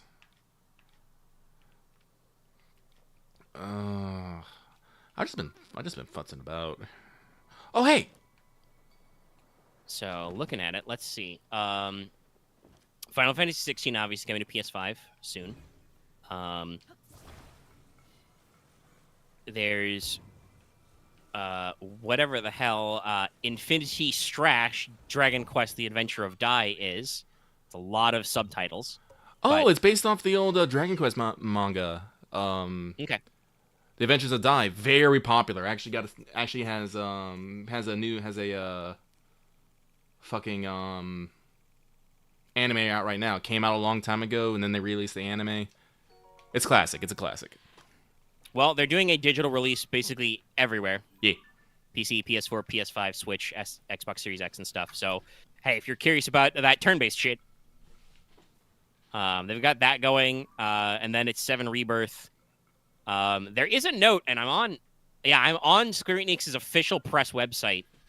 There is a note here that says release date TBA for Final Fantasy 13 series on PC. So I think that means that definitely they are planning possibly a 13 re-release bundle at some point. Yeah, no. I know that for a fact. Yeah. There's a to-be-announced date on a Dragon Quest III HD2D remake. Also, apparently, Dragon Quest XII is in dev.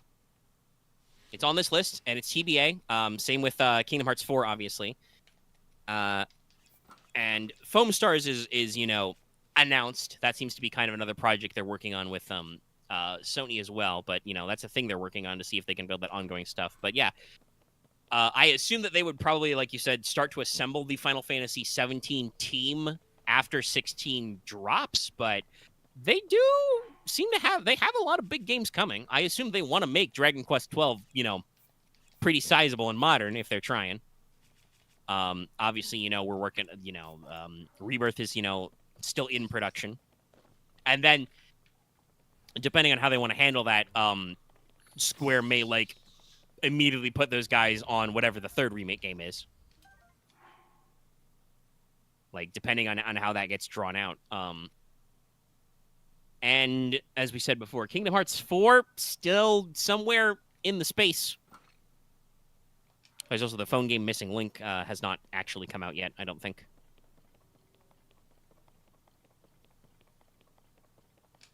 So yeah, they're working on a few things, but it does seem kind of small.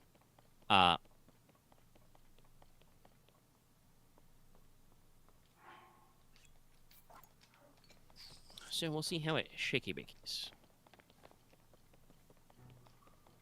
Oh, jeez. I'm feeling really tired today. Don't know why.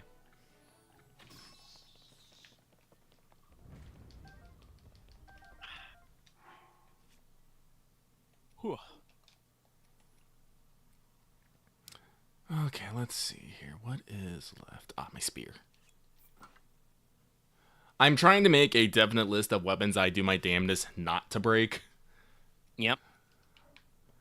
Well, especially because there are methods to refresh them. It's good to keep an idea. I gotta double check to see if there's some more Octoroks I missed around this fucking circuit. Is there a way to mark weapons as favorites? Probably not. No. Again, it's one of those things I really feel is again half-baked. I can understand wanting to keep the durability system so people, keep moving stuff, but man, you could have made it a lot more.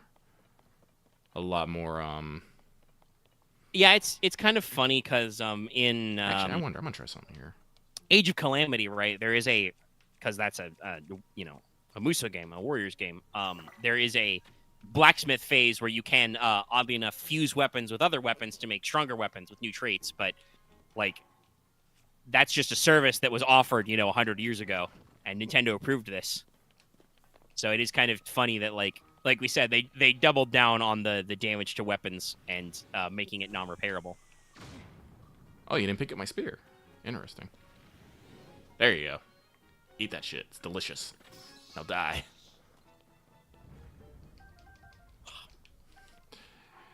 Next game, just give me an Octorok fucking blacksmith. Just give it to me. That'd be pretty cute.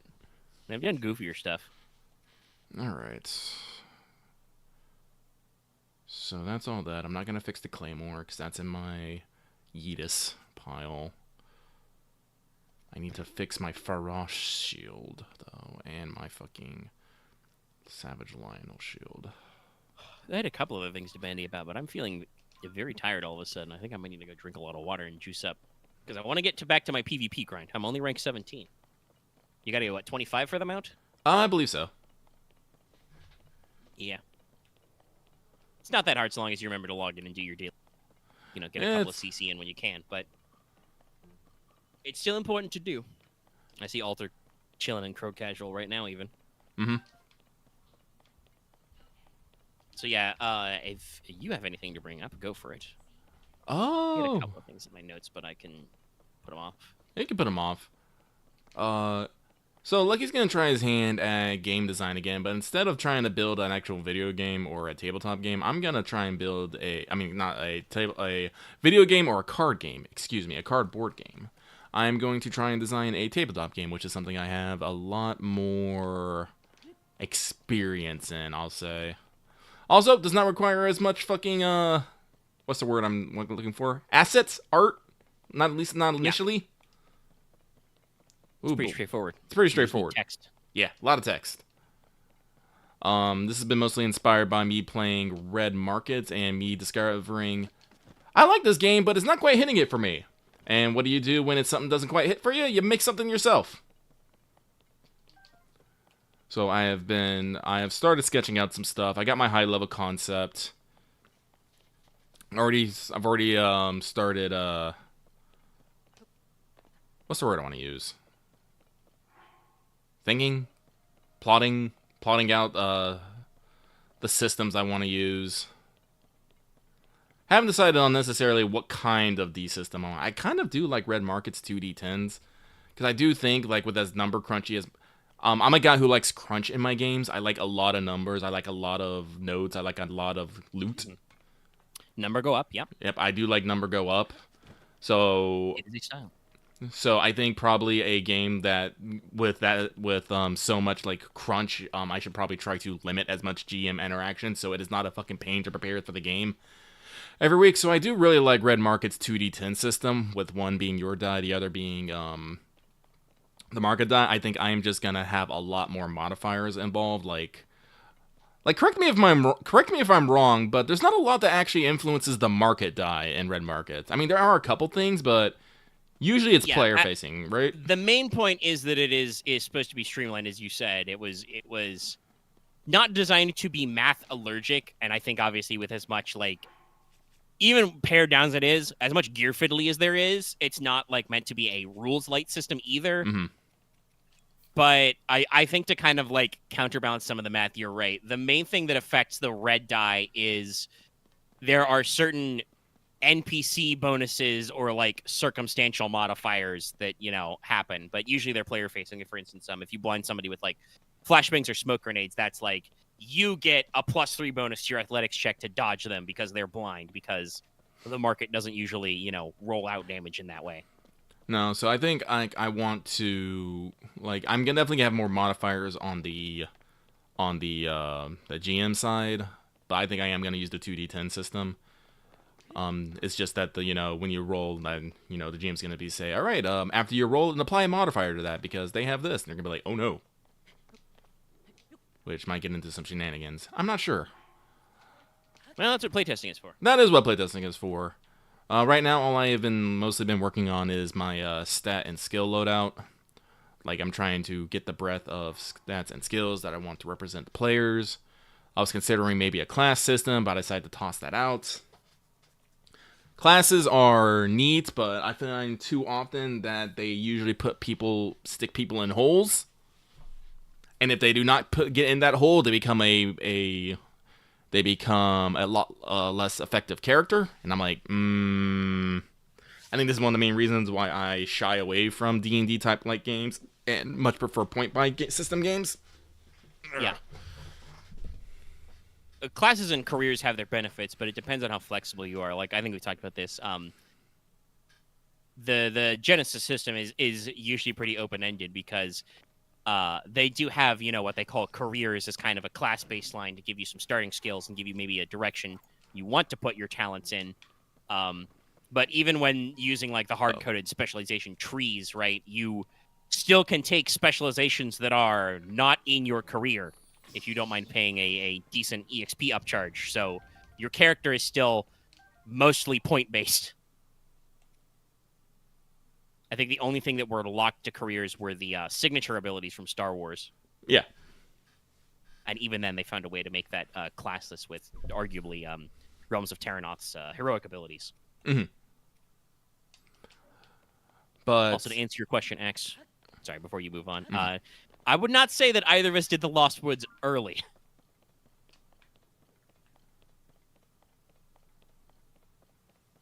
I mean, if you want to, you can complete the Lost Woods at any moment.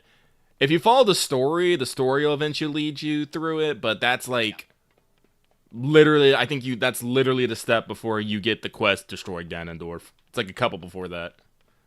So, yeah, the like, oddly enough, despite the fact that you can do it very early, as many people have, I think the last thing the game asks you to do is recover the Master Sword, which will put you through the thing. yeah.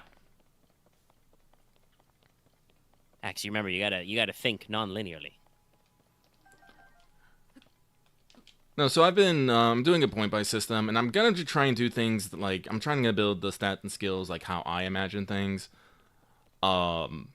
Like, for example, a lot of people usually separate how strong you are and how fast you are by usually, like, you know, a strength and maybe like a Speed or dex usually. speed or Agility dex. sometimes. I am not doing that. I am going with speed and dexterity are just going to be under physique, and instead Okay, one body stat. one body stat. But there will be your quote unquote dex stat will be what did I call it? Let me pull up the doc here. Reaction. So basically things that rely on, you know, well, hand-eye coordination, reflexes, you know, twitch. The old ref stat. Mm-hmm. I'm also trying to be a little bit weirder with skills. Cause like I said,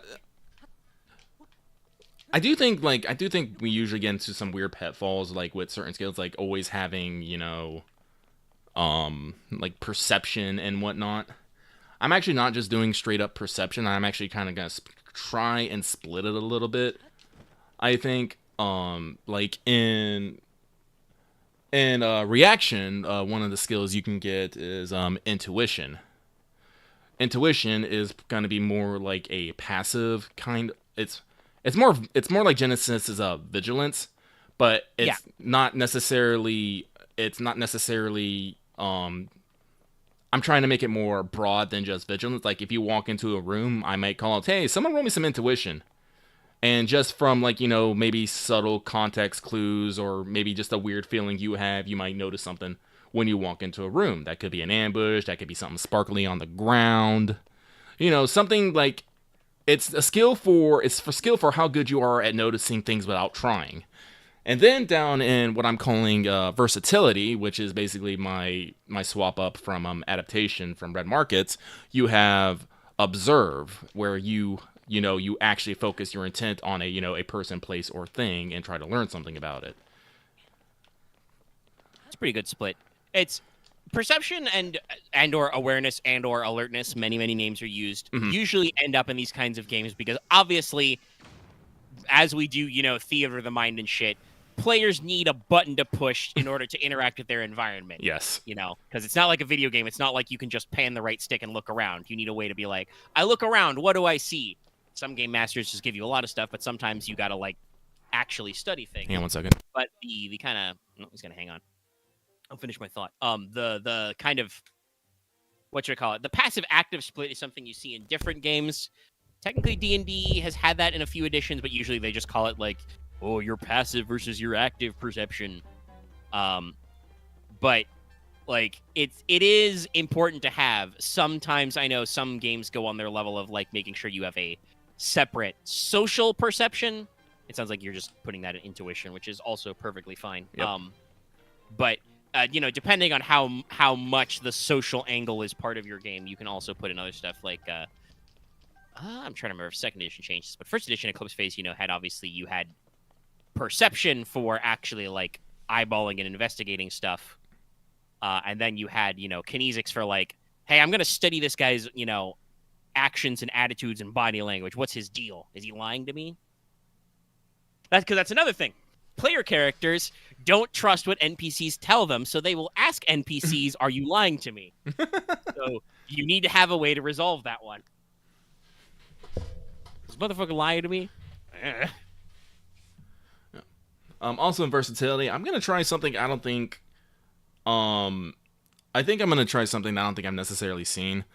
But I'm actually going to... You know how a lot of systems have craft for their thing, and they usually use craft as their, their be-all catch-all for most things.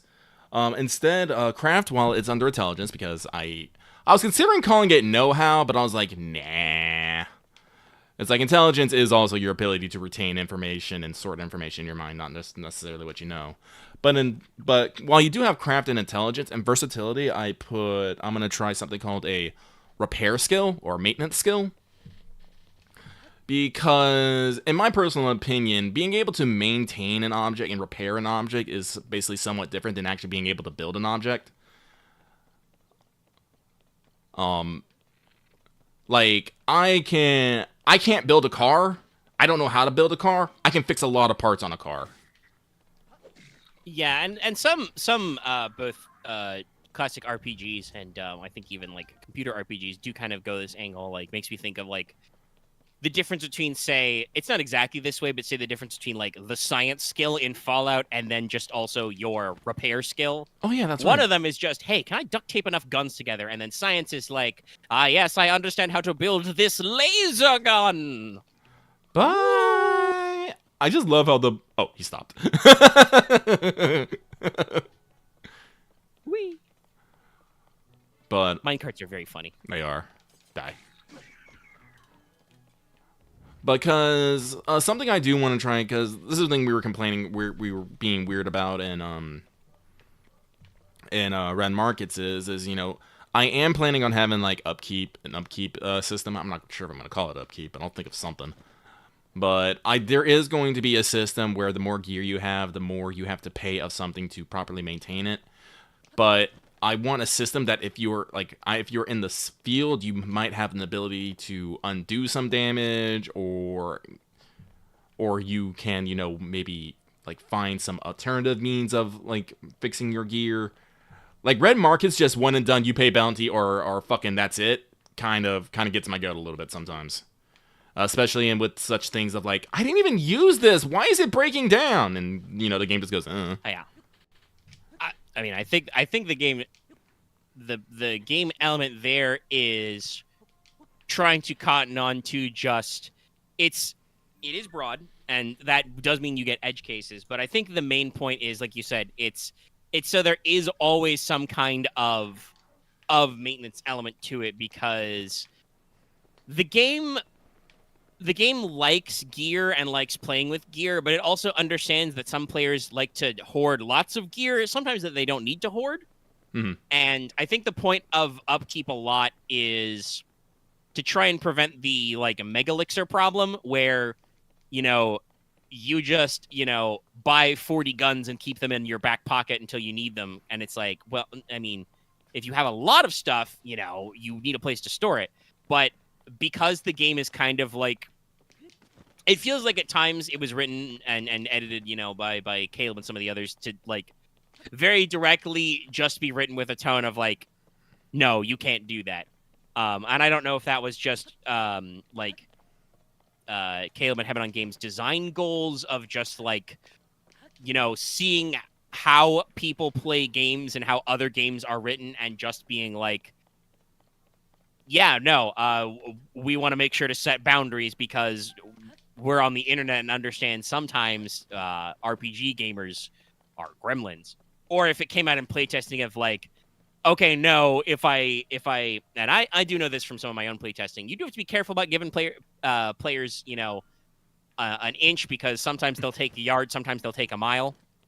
Oh yeah, no, this definitely. Is why for like some even for some Gensakai stuff, I've had very, very clear boundaries defined, like working on like magic items that have like definite static skill boosts. I was like, you can only benefit from one specific type of benefit per skill. You cannot like fill every accessory slot with +1 sword skill, so you have 5 billion points in sword. Don't do it. None of that. You can still probably get some gnarly bonuses, but like it's like no, you gotta like set boundaries. And I feel like Red Markets was written to have clearly set boundaries, but that does mean that that means there's less wiggle room, obviously, because there's lots of very firm boundaries. Well, this is why I'm playing this, like, because what I am considering putting in this system is two things: one, your loadout, and two, your lifestyle. Your loadout is basically how much you can how much you can carry and what you can carry. And your lifestyle will, determine your living quarters, including how much you can store at home. You can tell Lucky has played some Shadowrun in his time. Though I approve. Not enough games actually. It's very funny. Not enough games I feel like actually account for like the space you take up in the world. Yeah. And like, and depending how expensive your loadout is, like, because the more loadout you have, the more you can carry out into the field, and the more lifestyle you have, the more you can keep at home. But each of those things is gonna have its own upkeep, which will thing.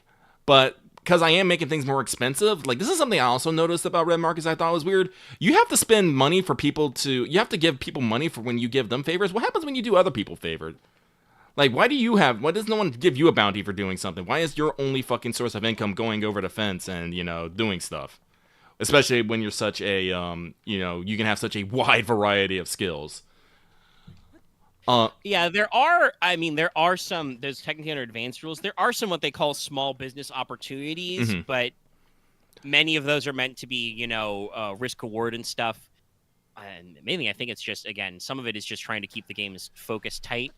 Yeah. And as I said, some of this will probably change in a second edition. The game has been out in the wild for a few years. When talking about a hypothetical second edition, Caleb did talk about possibly some more like different kinds of Enclave interaction occurring, because there are groups that do actually apparently stay in their enclaves more and just kind of like fuck around and do enclave stuff, which is kind of what you're talking about, right? Like, people come up with you for like odd jobs, which might be able to get you a bounty or something. I think the main thing is it's like player facing, right? So like, how does the, in the way the game is set up anyway, how does the GM decide in the back end, like, oh, this guy comes to you for like, hey, can you do him a solid and he'll pay you a bounty for it, Well, the way that I am planning it right now is that probably one of you will have a derived stat called income, which is probably based off of, I don't know, maybe your versatility plus intelligence, I don't fucking know. And you just make that much in free income, which can help set off your off-keep. So it's not necessarily something that has to be role-played or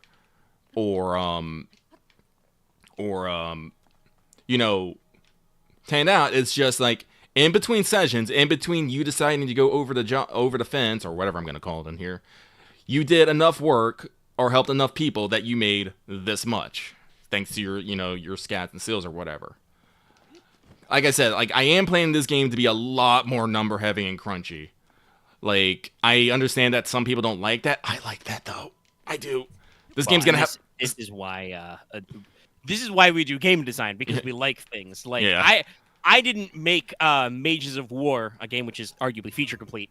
I probably still have some. If I were ever to go to publishing, I still have some, backstory stuff to fill out. But like, feature-wise, the game I feel like is very well play tested and to the point. But it's like, I didn't make that because I thought there was a giant market for it, right? It's not a product I tried to sell, as evidenced by the fact that it's been feature complete for years and I haven't tried to turn it into a published form. It instead is like, I was like, hey, I really like weird World War I and II stuff. Like, I really like Saga of Tanya and Valkyria Chronicles and stuff. It's very interesting to see that kind of, urban fantasy juxtaposition, and not enough people are willing to get into it, mostly because they assume that all world wars are about Nazis. True facts. I remember this criticism very much a lot about Tanya, where it's like, oh, lolly Hitler, and I'm like, it's not even the right war for that, my guy. All we know about Tanya is that she hates communists, which is good. But it's true. But yeah, so this game is probably gonna have a lot of numbers. I'm gonna try to not go crazy with modifiers, so you're not like adding like +1s, +2s all over the place, which might be a little bit of a problem, because I also do plan for this game to have a lot of gear, a lot of fucking gear, so much gear. Hey, go for it. So much upgrades. Listen, I don't think I've ever explicitly said it out loud, but one of my dream games that's constantly in the dev cycle is, For Explorer, kind of like trying to model my love for open world space, like crafty explory, trying to get eaten by alien games that I really like.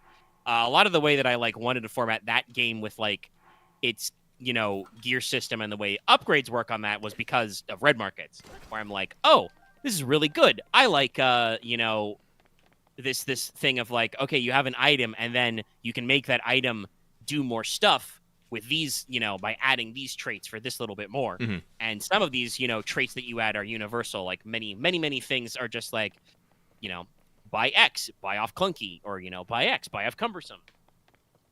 And I've dabbled in some game design. You in particular were a little, and I also kind of mirrored this, kind of disappointed with the way Red Market's Veblen Goods handled a grenade launcher. Oh yeah. It feels like they kind of like, Veblen is full of a lot of good ideas and does have some overlap that I think was missed in the main book because either it wasn't thought of because the game was written by 3 people, or it was just skimped on for time because when you're actually, going to physical printing, more page equal more money. Mm-hmm. But like the grenade launcher feels like it was just a weird, like, well, everybody's asking for a grenade launcher. How do we solve this? And you end up with something that doesn't make sense per se. Like you said, you're thinking of it as kind of like I mean, and obviously you can add pump action to it to remove single shot, so could hypothetically be a China Lake, but definitely also going for like the M79 Thumper. We haven't used that cool break open grenade launcher since like Vietnam. Like that's not how that works.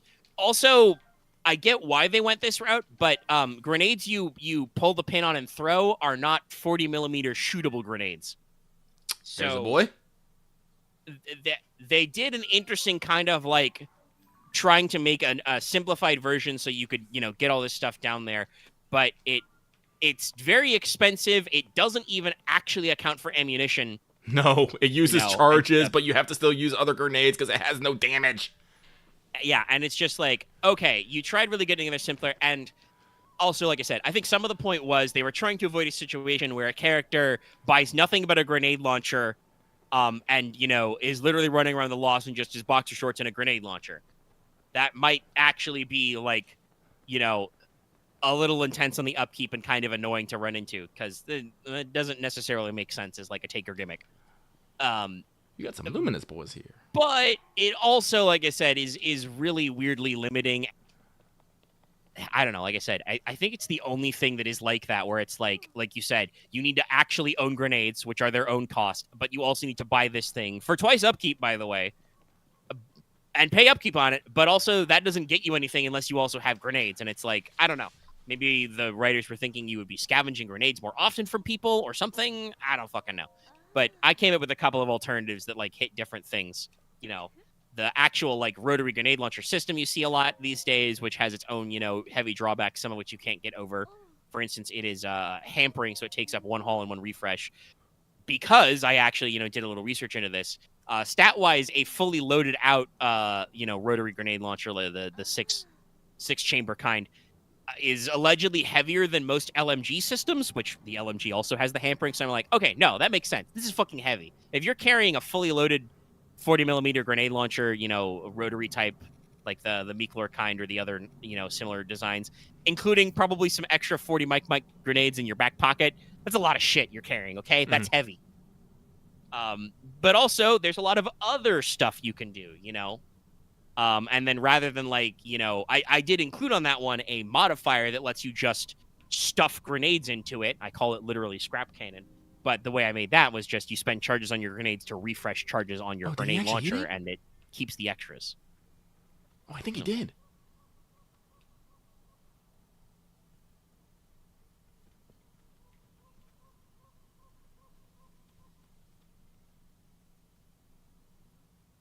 Sorry, I heard something about, like, I remember reading about these Dons eating Luminosaurs, and I decided to come by and do this is why we're talking, because I'm trying not to do things that require to make me think.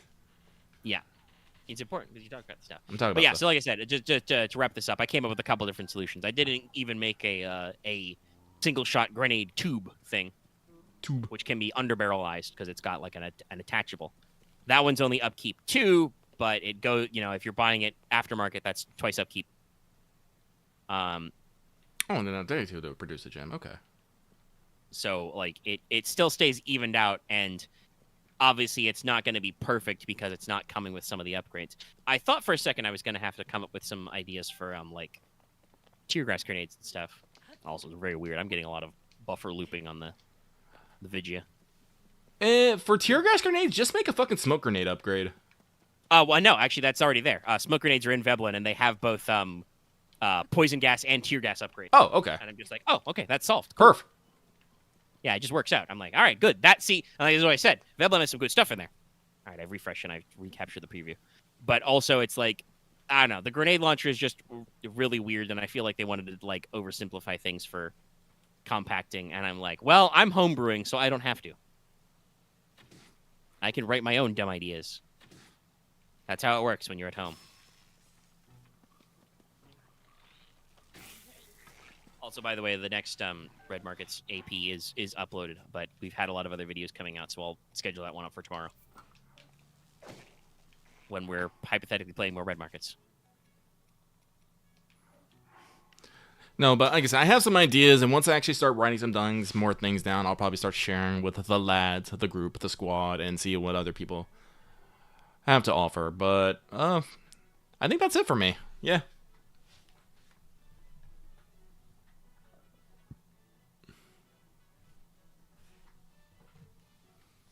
You know, I don't even want to fight this dude.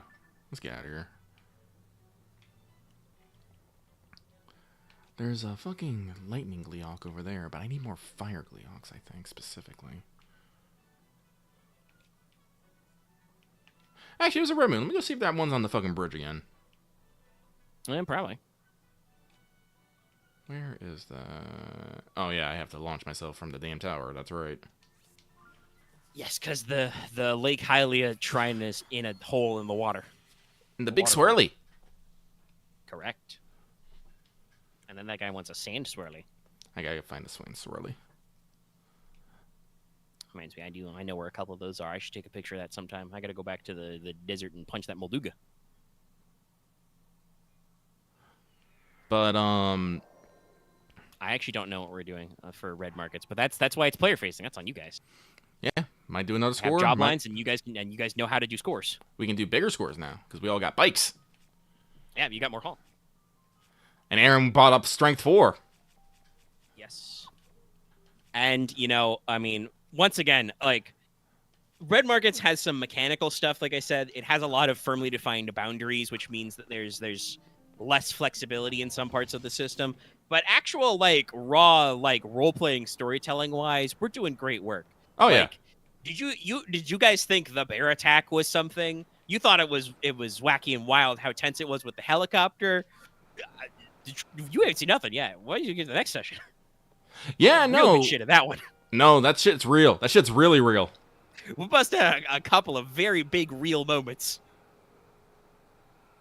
And the watchword from session 3 is as I said out loud, I believe, I'm like, well, I guess everybody's buying that second point of will after this.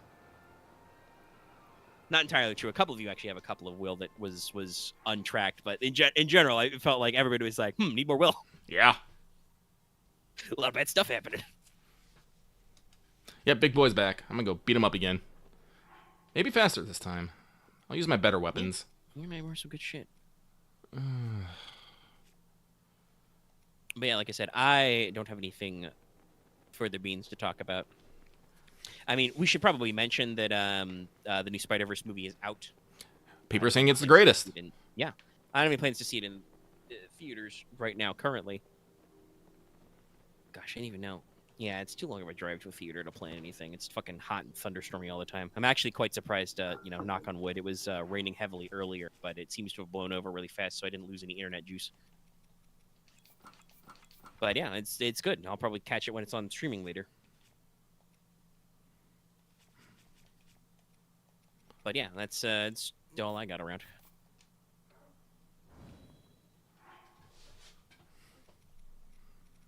Nope. So let's wrap up. All right. Then Lucky can punch this Gleeok. I can get more water and probably do Final Fantasy 14 stuff. Crackle my bones. All right. Okay. Wrapping up. Hey, if you're watching this video, give us a like. It's helpful. Like the video. You can also leave comments below or join our Discord. We have many Discord channels for many things, including a dedicated Tears of the Kingdom channel and lots of other games channels that I'm sure will be bopping during Summer Games Fest. Link in the description and on our channel page. If you're new here, please subscribe to get more. Keep your eyes peeled. And also ring that bell for notifications so you always know when we be posting a new video. You can also join our channel membership to get access to membership badges and emotes that you can see displayed by several people in the chat box over there. And like I said at the front of the show, you can support us on Patreon, get access to this episode in audio format for as little as $1 a month or approximately $10 a year, and help keep this thing going. And that's all I got from that. So it sounds like it's time to sign off. We'll be seeing you guys next week. We expect us to yell about Summer Games Fest a lot. Oh, definitely. But with that, hope everyone has a good night, good evening. See you next time. Good day, everybody.